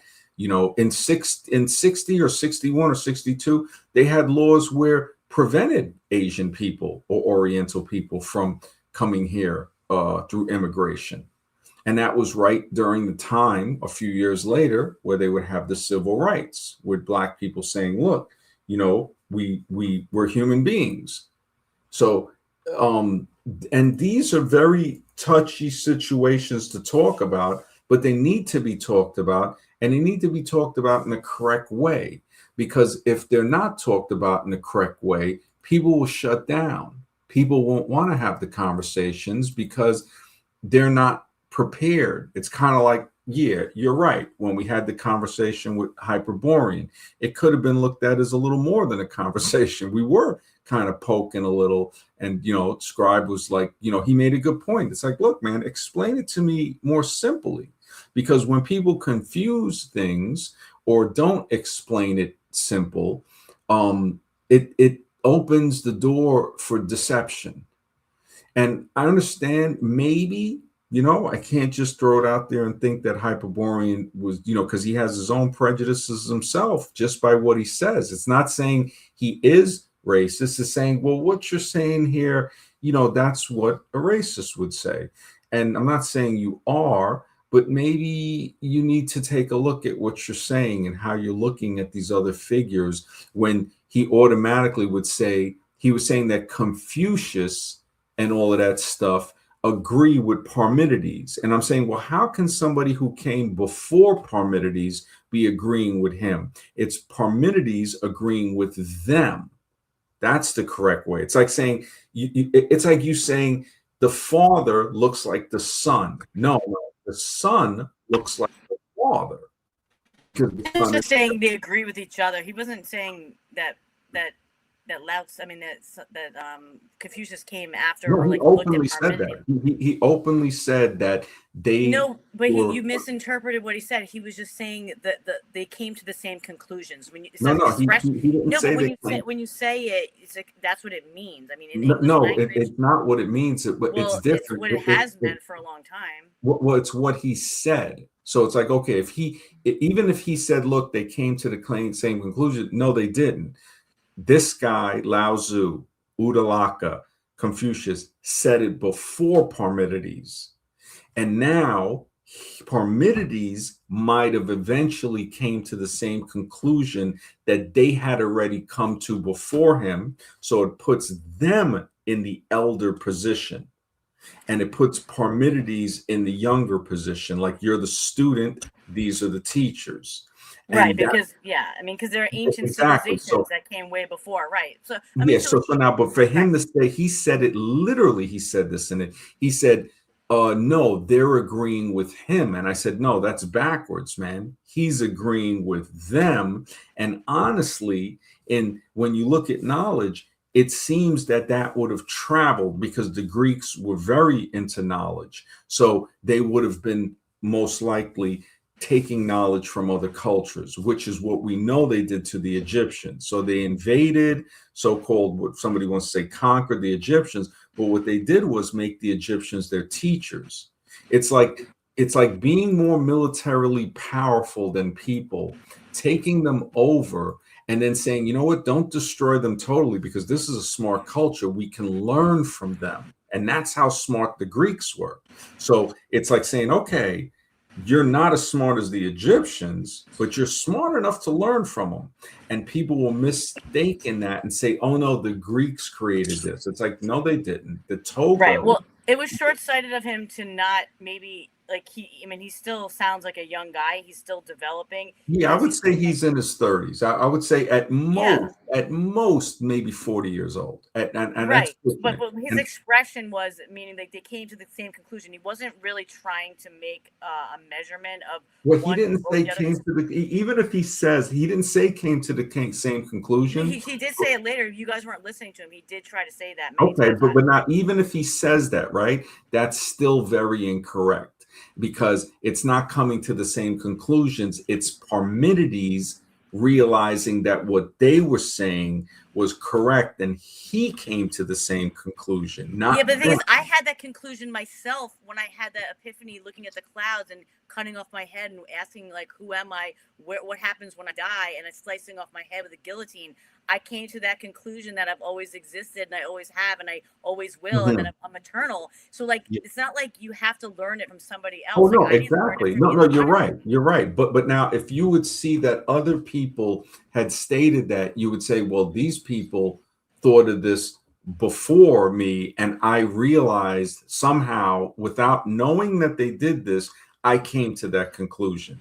Right, but And that is you could correct. use the expression though. We agree, like we all came to the same conclusion. We agree. That's it's an expression that's been used for a long time, and you can go into pedantics and stuff. But it's like, you know, like that's like the whole liberal thing with the flags and the rainbow flags. The kind of like the language, the policing of the language. I mean, the language sucks. It's very limiting as it is. The English language, like like we talked about, It's very codes and limited. tricks, Yeah, codes and it's still, tricks. But you can't break apart everything because then you'll just stop up the conversation. I mean, well, you another say, thing you say too. things that people could pick apart every other word as well. But we can't Well, do that because we kind of got to they go with the can. flow. They can, but now I notice Hyperborean, he like prides himself. He tries to be like, being that he's so like what's the word? Like Erudite. no, he's more like appreciative, like following the Greeks. Like he holds them in esteem, he admires them, right? So he conducts himself, that's it, as if he was one of the Greek scholars or philosophers. Like he's very good with, oh well, this is this guy. This is why I say he's like a encyclopedia, but he doesn't think. Books don't think, so he has the knowledge, but he's not thinking. And that's where Scribe and I are way ahead of him in that. And we Well, can I think he does think, but in the conversation you were having, there wasn't he really. couldn't. If you can't think under pressure, you can't think. You have to be able he to. couldn't just jump It's into sort of like other swimming. conversation. It's sort of like swimming on dry land. I know how to swim, but if you're in the water, if you can't swim, it's an old saying: smooth seas don't make great sailors. So if you could sail, he probably should have let it go. He probably should have let the ontological. No. It's not that he should have let it go. He should have realized, because if he lets it go, he's running from it. It's to say, let me think about what you guys are saying. But it was all about him when he was trying to win an argument while we were having a conversation, because he's taught to debate, to argue. He said it. He goes, Well, I'm saying he could have put his ontological discussion aside and actually joined in the conversation that you and Scribe had started. That's what I'm saying. And I understand that you guys were kind of teasing him because he did actually show himself like. Well, it was fun. If you look at us, right? And this is where it was like we were two big cats playing with a mouse. And we were kind of pouring them around, slapping them around with our paws. And Mr. X was trying to help him out. And we were just like kind of dismissing what X was saying. We were like, you're not going to prevent us from having fun with this guy. And we were toughing him up. Right, but to me that seems a little childish. That's just my personal observation. Yeah, and it could seem childish, or it could seem like when animals play fight with each other, and the play is the highest form of learning. So it's sort of like saying, hey, you know what? You're going to toughen up if you're going to be here, or you can go back to your Discord with the Machine Lies and those guys, and you can stay where you're not tough enough. But if you're coming here, you're coming in the lion's den, you're coming in the dragon's lair. And I've had people accuse me and say stuff, once I hear somebody say that I hate something over that, they're falling into that thing that I just warned us about. You don't say somebody's a racist or they hate you. You say, yo, what you're doing seems like hate, or what you're doing because he brought that up. He said, oh, why do you hate the Greeks? And it was so childish of him. I said, I'm like, bro, you're falling in. You're really not as smart as we thought you were. So I had to test him to see that, playing with him like a cat playing with a mouse before we finish him. And then we say, you know what? Let's let him go. Let's let him live today. You know, we this guy, hopefully he'll mature into something smarter. But he didn't have it, because if he had, I've been to streams by myself. Like, this is how Mr. X, I think, heard about me. I went on a stream with all black guys with Bernard Riley, and was slaying people like straight dragon, melting down knights in shining armor. And that's how a lot of those guys got to know me. By myself, I went on there, and it was right. just. But I think it's a little bit of like yours and Scribe's ego was a little bit getting involved and trying to work with his ego. You know what I'm saying? Like, everybody's got that part of them, and I just feel like and some people see, now this is the thing, looking at it that way to me is looking at it like kind of backwards. It's really about his ego, because like I said, I apologize to his ego. He didn't, all of the stuff when he was saying the F word and stuff right there, he broke character. So it showed the mask fell off. It shows, oh, I squeezed him enough to say, oh, that's what's behind the mask. Because people know I try to keep, like Missing Mod, she's so cool. She goes, look, I can't come on your stream. I was like, well, nobody really invited you, but you know you're welcome to come on. She goes, no, it's not about that. She goes, I can't stop cursing. So I was like, oh, you know, basically, all right, it was my mistake, you know, my apology. So, but she knows that, okay, she curses on her stream. There's a lot of curses. People know that I try to keep it clean. So with him curse, and he knows that. So the fact that when he was under pressure and it brought that out, then it's like, oh, okay, you need to mature up a little, because if you're pressuring me, right, I'm not going to come out and start cursing, because that shows that actually, that shows childishness. That shows, oh, I'm not mature enough to keep it, like, it shows dirty fighting. Like, okay, we have rules when we're boxing. You don't hit below the belt. You can. And it's like, okay, I made a mistake. But when you start doing stuff like that, or headbutting and stuff, that's the curses. It's like, I don't think cursing's really that bad. I mean, I understand YouTube. It's like a YouTube thing. No, it is that bad. But you know why it's that bad? Because I don't know if you have children or not, or if you have people, I don't have children. Like people that you respect, or like if we're at a dinner table, this is the best way to express it. If we're all having dinner at a high class restaurant and we're having a conversation, you would see how the cursing lowers you. It shows that now you're lower class. Yeah. Because you wouldn't be, other people would look at it and be like, oh yeah, the woman that was cursing. They wouldn't remember us because we didn't curse. You see, so it showed like that. It showed like, wow, you don't have the proper etiquette. You're like a lowlife now. It's like, we shouldn't even let you sit at the dinner table because you're embarrassing yourself. And, you know, could be to an extent embarrassing us. I'm not embarrassed, but it's showing that I had a lack of judgment by bringing a troglodyte like you to a dinner table when you should have been eating in the cave that you were born in. You know, it's like, you don't do stuff like that. And it's not the place for me to scold him either. It's to say, I need better judgment, because this guy showed me that we never bring him to this restaurant again, because he doesn't know how to conduct himself. And I don't need to teach him, especially the fact that he's got a wife and kids. It just shows me that some people, he's too immature to have kids, because those kids, the best thing they can do, and I've said this to other people, is if the wife cheated, and that ain't their father. I've said it about Professor Dave. I've read about all these people. It's like the best thing that these kids could figure out is if the mother cheated and that's not really their father, because now they got a chance to actually have a man as their father, not some immature male disguising as a man. And people might look at those words harsh, but I didn't have the curse to say that. You see what I'm saying? And I could see that basically, you know, the guy in the chat, again, he shows that he's a white racist, because he can't even take the criticism. You know what criticism does? It reveals your character. Stress reveals your character. Your position reveals your character. Power reveals your character. So if somebody puts me under stress, I've had guys call me so many things, and it's like, all right, fine. Sometimes I've went off on them, and I can look back and say, you know what? I could have did this better. I could have did this better. For me to see that is growth. For some reason, I don't see these other guys doing self-reflection, introspection, so they can grow. I just see them continually putting more mask in front of it because they're looking at it as a debate, a fight, so they can never take a loss. And now they can't grow. And this is why I say there's no sense in debating or arguing, because we're not learning.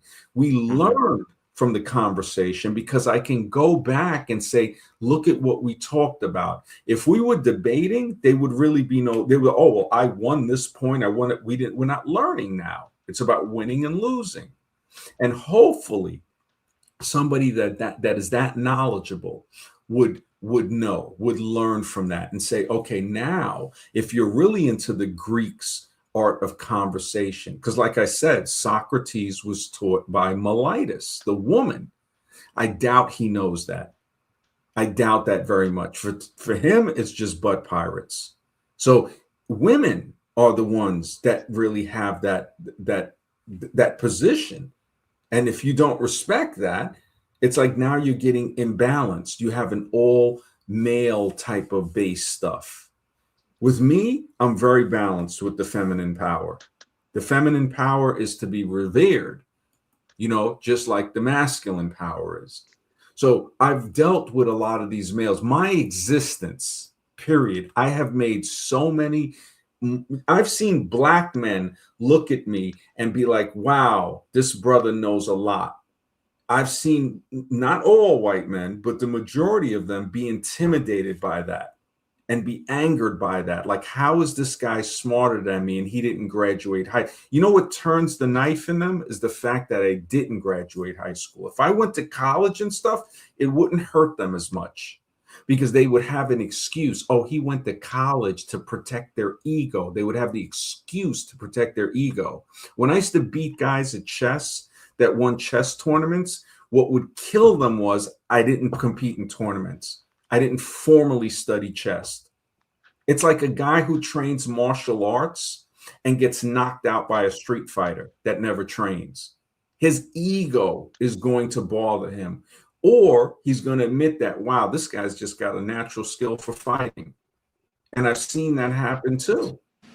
So right. Well, I mean, if you really respect women, like maybe if I found the exact 20 minutes or half an hour, I just feel not like you 20 minutes. You can find it in. You can find it in. We're treating him and the conversation. You can find it in 3-minute clips. It doesn't have to be 20 minutes because it wasn't a whole 20. You could say, you see this right here, and it would have to be like, okay. Well, no, but it went on the way it did go on. It did go on because him out from speaking for a long time, and it was no. But then, if you really look at it, then he got quiet. I don't know if he was researching or whatever. And the most hilarious thing is when he spurred out all of a sudden. Well, what did he do? He's like, you guys weren't letting him talk, so why would he? No. It wasn't spurging out on not letting him talk. He spurred out saying something totally, we were talking about something different at the time. And he goes, I don't want to be known as the guy that Parmenides, this and that. And instead, I could have really turned a knife at that point. And I said, no, don't worry, because I would have been like, well, stop sucking on his nuts then, It's like, who's next? Sugdicales? Parmenides and Sugdicales, and you're over here. And I was going to roast him. I would have cooked him. And the fact that he came out of his face and he goes, oh, cooked. That's when I knew he was a child. I said, there's no way this guy's got kids. Those kids are doomed. When he said cooked, I said, he ain't trying to learn. And I should have flamed his ass right then. Wait, what was cooked? What was he talking about cooked? Oh, he he won an argument. Like, oh, you're cooked. Like he cooked. He said something. Oh, really? And I'm saying to him, yeah, look back at it. And I'm saying to myself, this guy, I don't want to throw him away. because I know he has value. I'm Are like, you don't sure worry. he said that? I mean, I feel like you I might need am to. so sure. You need to go back and find when he said that, and it was What was hilarious. he referring to? What was he referring to? He What did was he say to you? referring to something he said that he thought he won the so-called argument he was in, which it was a conversation, and he said it, and then he goes, "Ha, cooked." Like he could, and I've heard guys say this before, and I look at them and I'm like, wow. I almost got, it would have been like, wait, I think I hear your wife calling you. You know, it's like I didn't even want to roast him like that because I want him to learn from it. You know, I want him to learn from it. We're talking about Hyperborean's ego. That's what we're talking about. I And think it's that's the big problem. There's the ego. It really is, yeah, because you got to respect the platform that you come on. Just don't come on here saying, "I got the answers. I'm going to teach you all." No, that's the exactly. wrong attitude. It's the attitude. Exactly. And when he first came on a couple of shows ago, when he threatened to not come on again, I'm like, what? I'm like, oh, so you an Yeah. Why overprivileged say kid? that? Yeah. It just Yeah. showed me Why that, say oh, that? If you you're don't want to come on, don't come on. You know what I mean? exactly. He that Yeah. was the, oh, I don't want to play with you if you don't treat me nice. It's like, well, hey, you know what? You're gonna do what you're gonna do. And there are other people out there that I would have them on a show, or I'll do the show by Right. myself. Or me and X have had great shows with just the two of us has talked, and it's been great Mhm. show. I've done shows where I've just talked for an hour, you know, but X and I have had great conversations, and we've had conversations to where other people that we know, like Lasagna and stuff, will come on and just screw up the whole show. And we got a lot of love for Yeah. Lasagna. Exactly. Lasagna is one of the crew from way back, years back. He can spurk, you know, and it's funny. And Scribe really likes Lasagna. I used to tell Scribe, what the heck is it? You know, I wanted to, you know, but then I realized, you know what? Lasagna is kind of cool. But he has his own stuff. I'll tell you one thing, Lasagna would cook Hyperborean. And Lasagna, I don't think is as well versed. He wouldn't know Parmenides, maybe, but he's just so well versed in conversating with people. Hyperborean wouldn't be able to deal with it. And it shows us that wisdom will always win over knowledge.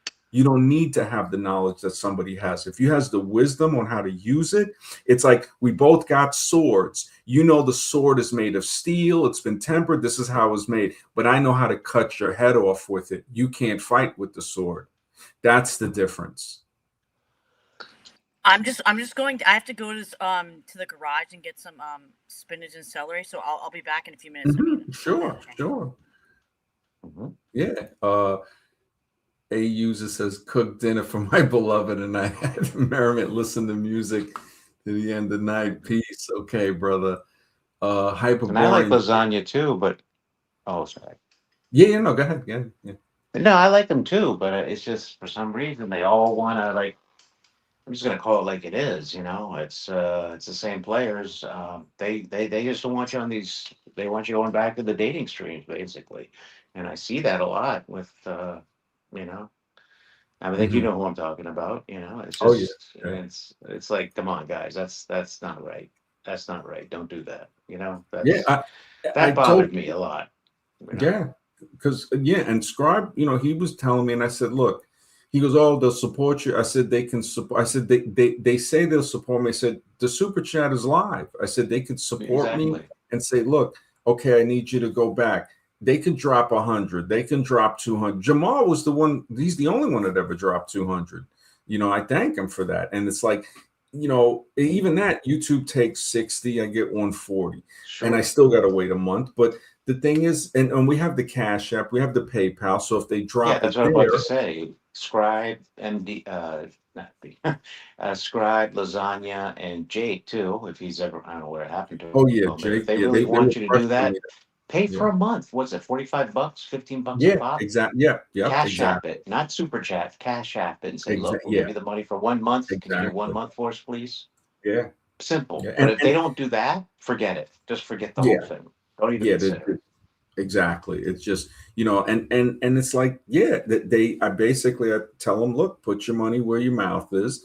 And Right. we already see that so many people have left that field. Everybody's gone, you know. So it's like, I understand where they're at, but it's like, Mhm. hey, you know, you want to do it, start a channel like we were saying, and donate whatever, help me. You say, okay, I paid for your StreamYard. I want you to come on this one show. All right, I'll come on the show.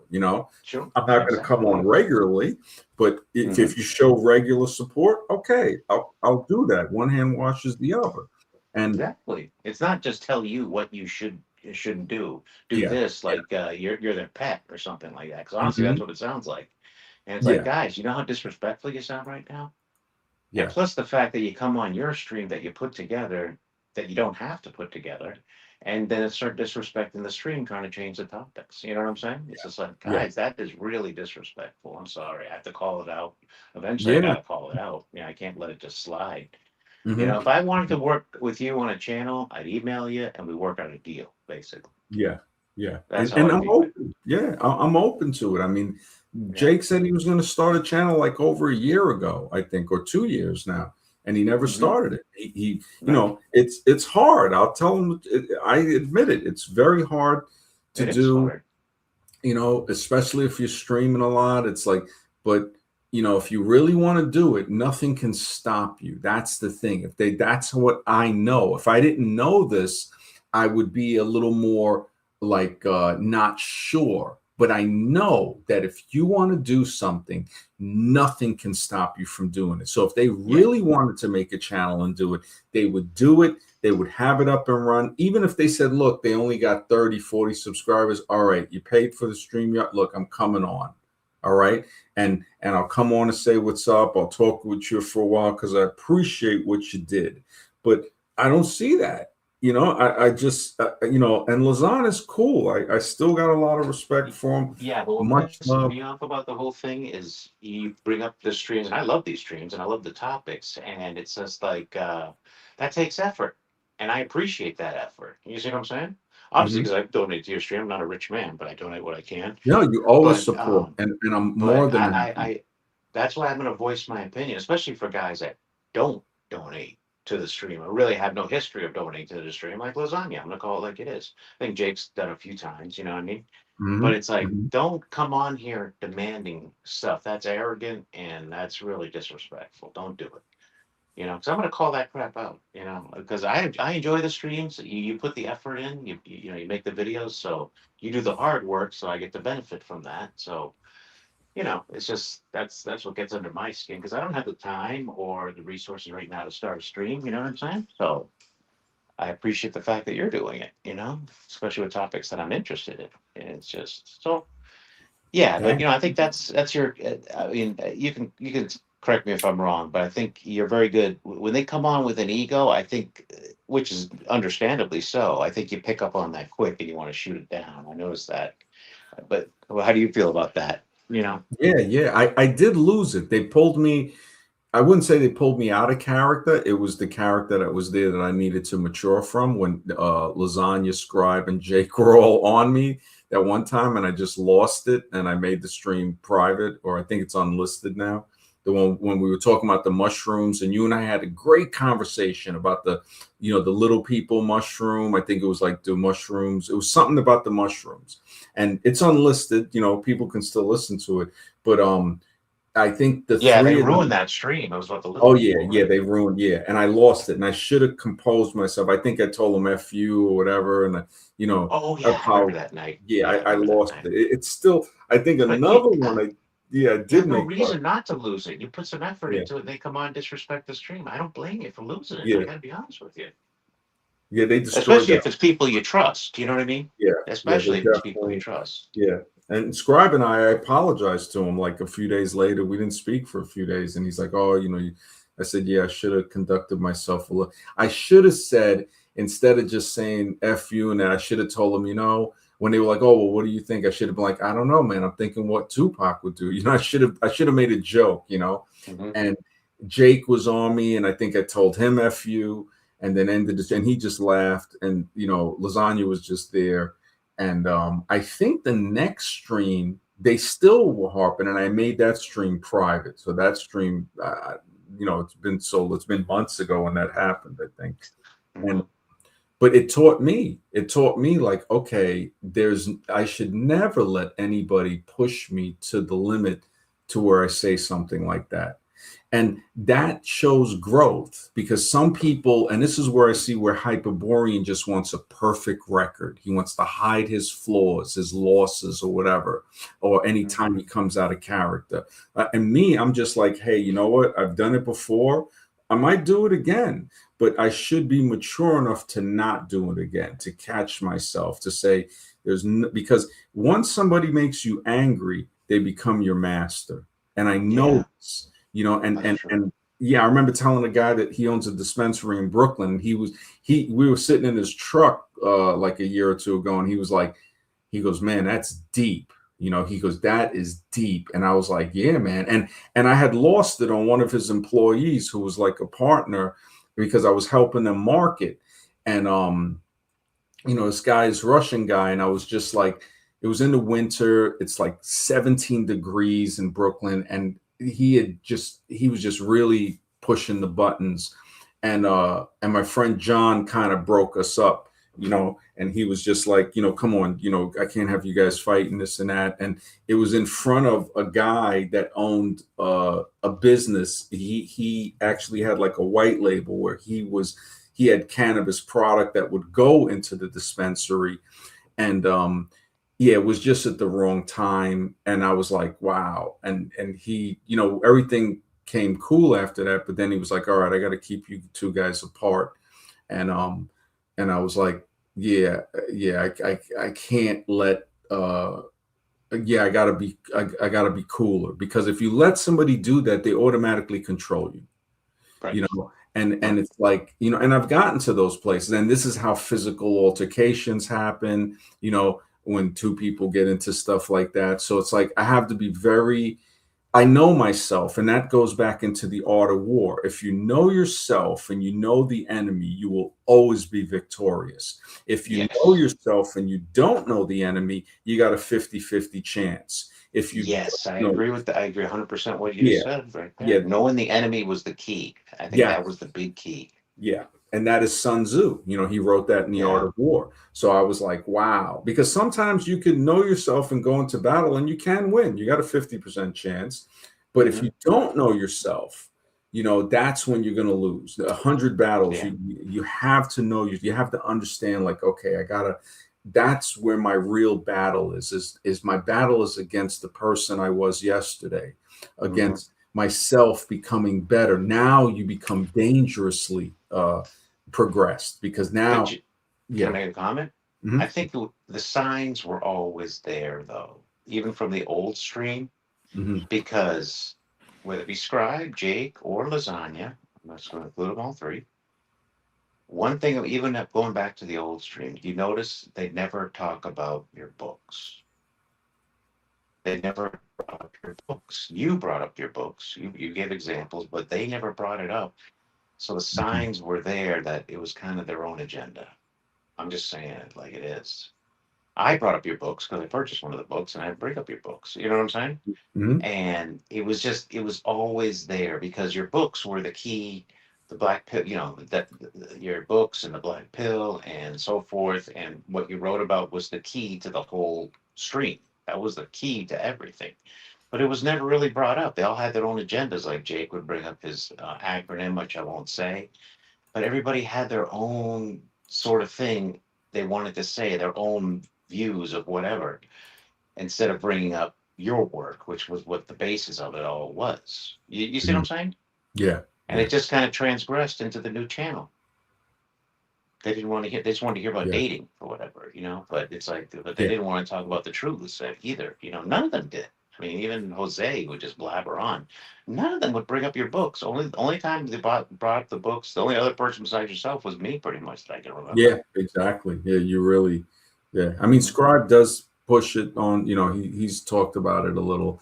Jose, the thing that I noticed where the signs were there, where I saw where maybe he did it unconsciously or consciously, but when I told him, like, I would be off coffee for a week, 2 weeks, even a month, and he would always be like, oh, well, you need a cup of coffee, this and that. And that's when I'm like, yeah, you're a messed up person, because anybody trying to better themselves, and this is not saying that he's bad for drinking it, but I'm saying, okay, I was drinking 2-3 cups a day, and I was like, all right, maybe I should chill out, just drink tea, you know. And he's like, oh man, you need a cup of coffee and this and that. And I'm just like, you know, a person looking out for me would be like, hey, you're doing pretty good, man. You went 3 days, a week, 2 weeks, a month without coffee, you know, so you're doing pretty good. And I went back to drinking it, but it's like he was giving me that crackhead vibe, like, oh, you know, you should, you know, like, oh, so Right. being that he's doing it, I need to be doing it. And it's like, Well, it's like I like to have a drink once in a while, but I'm not going to tell you drinking's good for you, or you should yeah, be doing exactly. it. Like You know what I say mean? I drink too, right? If at the time and you're saying you have a drink, and I say, yeah, I have a drink too, right? And then I tell you, well, hey man, I'm gonna stop drinking. I haven't drank, right? And you're like, hey, that's great, you know. But if you're like, hey, you know, maybe you should take a drink, you know, and it's like, well, Yeah, you know, so exactly. you kind of see who's really in your corner. And that's when I realized, I said, yeah, and I should have cut him off then, but like I said, sometimes the good part, the road to hell is paved with good intentions, and you Yeah. know, I gotta keep relearning that lesson. The universe, if you don't learn it, it will keep teaching you it until you learn it. So Well, you know, it's life experience. You know, you can't read it in a book. You have to experience it and learn from it, and mhm. then you won't get. You know what I mean? You'll pick up on the signs much quicker. Yeah, What kind of person this is? You know, like yes, you'll say, okay, I know what this guy. I met a guy like this yeah, before. yeah. I know who I'm talking to. You Yeah, know? because a good person would be like, hey, you know what? I still take a drink here and there, but you're doing really good, man. You know, I give you a lot Right. of credit, you know, stopping, you know, and if you ever start taking a drink again, I'm not gonna like chastise you and be like, hey man, look at you now, you're drinking again, you know, and it's like, No. no, like, okay, hey, it happens. You did good. You went a month without, you know, this and that. You didn't drink no coffee or whatever. But I didn't see that from him. And you know, he did, you know, he used to gamble, you know, he probably still does. And Mhm. it just, yeah, you know, I don't look at it as any ill will, you know, there's no hate, because that would be me holding the hate. It's Yeah, you like, care. For yeah, you to hate somebody, you actually have to care. You know what I hmm mean? Yeah. Which exactly. I'm So sure you don't care. You know yeah, what I no, I don't care. Yeah, I just, matter of fact, I would rather, okay, hey, great, he's doing well, whatever, you know. And there mean? was always that part of me that thought he was a plant, you know, like he just came out of nowhere. Um, it could have been, hey, and that's okay I just because think they're messed up people personally. I think they're just real yeah, yeah. disturbed people out Or here. even You if he know? is a plant, I look at it as wow. If I'm that important to have plants, then it just Hmm. shows that I'm important. It's like, Yeah. um, you know, it shows like, hey, wow. So you're Hmm. that, you know, so to have somebody trying to take me down shows that, oh, you're actually worth something, you know, because if you're not, then nobody cares, you know. It's like, Yeah. it's kind of like, all right, you're not a threat or whatever. And I didn't try to be a threat. I started realizing like, wow, the truth is so threatening that anybody that speaks it Hmm. can become a target. You know, that they can, you know, it could be like, wow, you know what? Just talking about these subjects, like, and I Sure. understand that. Yeah, yeah. Well, remember Def- when Jose was talking about height is more important than anything? Like, oh, height is everything. Height is everything. It's like what he should have said was, in your book, you talk about the importance of height. That's what he should have said, but he didn't mhm. say that. It's like he was Yeah, he taking never credit brought for up. some Yeah, knowledge, you know, yep. and He never that's brought up. another sign. It's just like he wanted to promote his own shit. And if he came up with something that you had already written about, it's like he came up with the greatest answer to the universe. You know what I mean? It's like, Yeah, buddy, it's in the book. You should be promoting the book, you know, and his yeah, work. This is his channel, for crying out loud. It's like they come on here like it's their channel. And it's like, yeah. no, if you want to start your own channel, start your own channel. At least hold the truth when you know, he would start Oh his yeah, own he would channel. support. Yeah, he definitely supported. I give it to Yeah. him. Yeah, And he would start his own channel and you yeah. know, and do And his he own would thing. support the book. Yeah, he would. He had it like on his Right. channel. Yeah, yeah. Yeah. I mean, and so that's what it all comes down to at the end of the day. It's just like respect the platform, respect the host. He's putting it together, for crying out loud. You know what I mean? Yeah. Yeah. Yeah. And he did. He used to put people to sleep. You know, when he would. You know, people. A few people had told me Myself that. Like, included. Myself yeah, included. yeah. He definitely. You know, would be a little boring, and you know, and I gave him a lot of free reign. It's like, yeah, man. but Yeah. it's something to build upon and not let it happen again. You know what I mean? I Hmm. know it probably won't happen again. You know, Yeah, somebody nah, going he on ain't. here Yeah, because boring the crap out of people. yeah, he tried to come on, and I wouldn't let him on. I said, "Yeah, there's no sense." It was like the next stream or the stream after, and I'm like, "Yeah, it's it's done, it's over. Let him Mhm. go." There was a stream I didn't let Jake on. I left him backstage the whole time. I think he got angry, and then I think I let him on the next stream after that, and then it was like, Mhm. okay. And then he's been gone for months now, and that's okay because he hopefully he's doing well. He's probably, remember he almost basically got with that chick, living with Yeah. her, and his whole, like, you called him out on that a lot, and that was good because he paraded around with the whole Akron, and I'm like, bro, we're not with that. And then finally he broke his own rule, you know? Yeah. And it's like, okay, so, and that's okay because that can happen to anybody, so it's Right. like we're not making fun of him for it. We're just saying, you see how you shouldn't be so sure, you know, Hmm. because you're so sure, but now you're ready to go do that, but then you're over here saying Exactly. everybody's like that. So it's like, you shouldn't say that. And And nowhere in your book does it ever say call women that. Nowhere in any of your books that you put in there, Yeah, women are this. exactly. Yeah. What I think Jake he was got preaching. that because he used to go over to a lot of the streams that one guy they were trying to get me to go to Thomas or something, and he's very racist.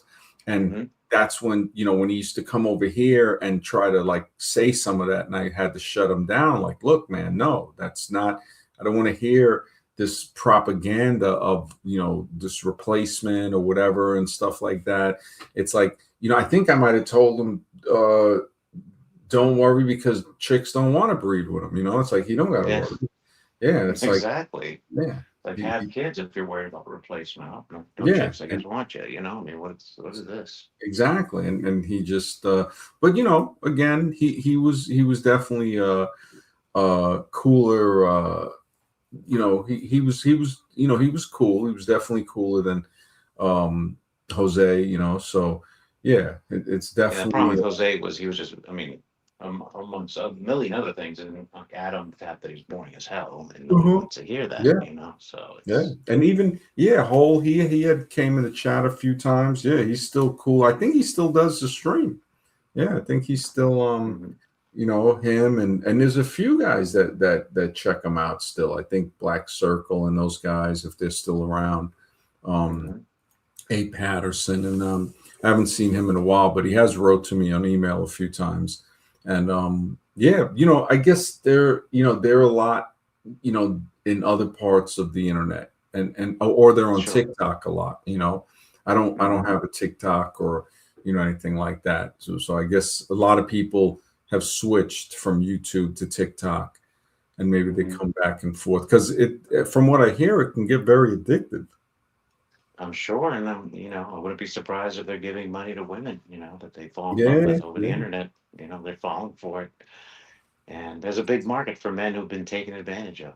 That's the yeah, thing. That's out there. It's yeah, I could yeah. tell from everybody they've been hurt. You could tell. You know what I'm saying? It's Hmm. just or taken advantage of. Let's put it that Uh-huh. way, through Yeah. because of Yeah. this We internet. saw like Cuts One or Cut Zone or whatever his name is. Yeah, cut zone. You could see that crazy numbers decimated him. Yeah. He is so hurt of what they did to him that Hmm. and I think he was drinking a little that night, you know, and he's just hurt. Like it's sad because I'm not mad at him, but he's just, yeah, he kind of came around to the end of the stream when he stopped attacking Jack, Hmm.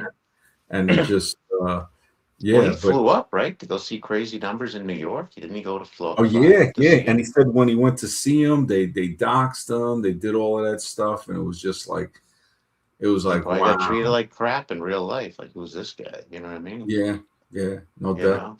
But for guys in the chat, for anybody that wants to know, somebody I think said something about Hyperborean. That was 2 streams ago. So if I think it was this Hyperborean, yeah, yeah, that was about 2 streams ago. Not the last one, but the one before. It was the 6-hour stream. So yeah, I didn't even plan to be on that long. You know, it's just it was a cool stream, but It was a good stream. yeah, he hopefully Conscious will check it out more. You know, I think she'll realize once she looks deep into it, like, oh yeah, he was crossing the line. You know, and yeah, he but hey, it's still cool. I still more than happy to conversate with him if he's mature enough to have the conversation. And yeah, it's cool. But Definitely. yeah, it's about 1:44. Yeah, I'm gonna get right. I didn't plan on staying up this late, but yeah, man, I appreciate you being here, having a conversation with me, Conscious, the Mind, everybody in the chat, man. Thank you guys so much. Take care, guys. You know, I'll try to stream tonight, Monday. You guys take care and have a great night, man. Thank you. Thank you. Good night. Thanks. All right. Good night, everyone. Good night, Conscious. Good night. Good night.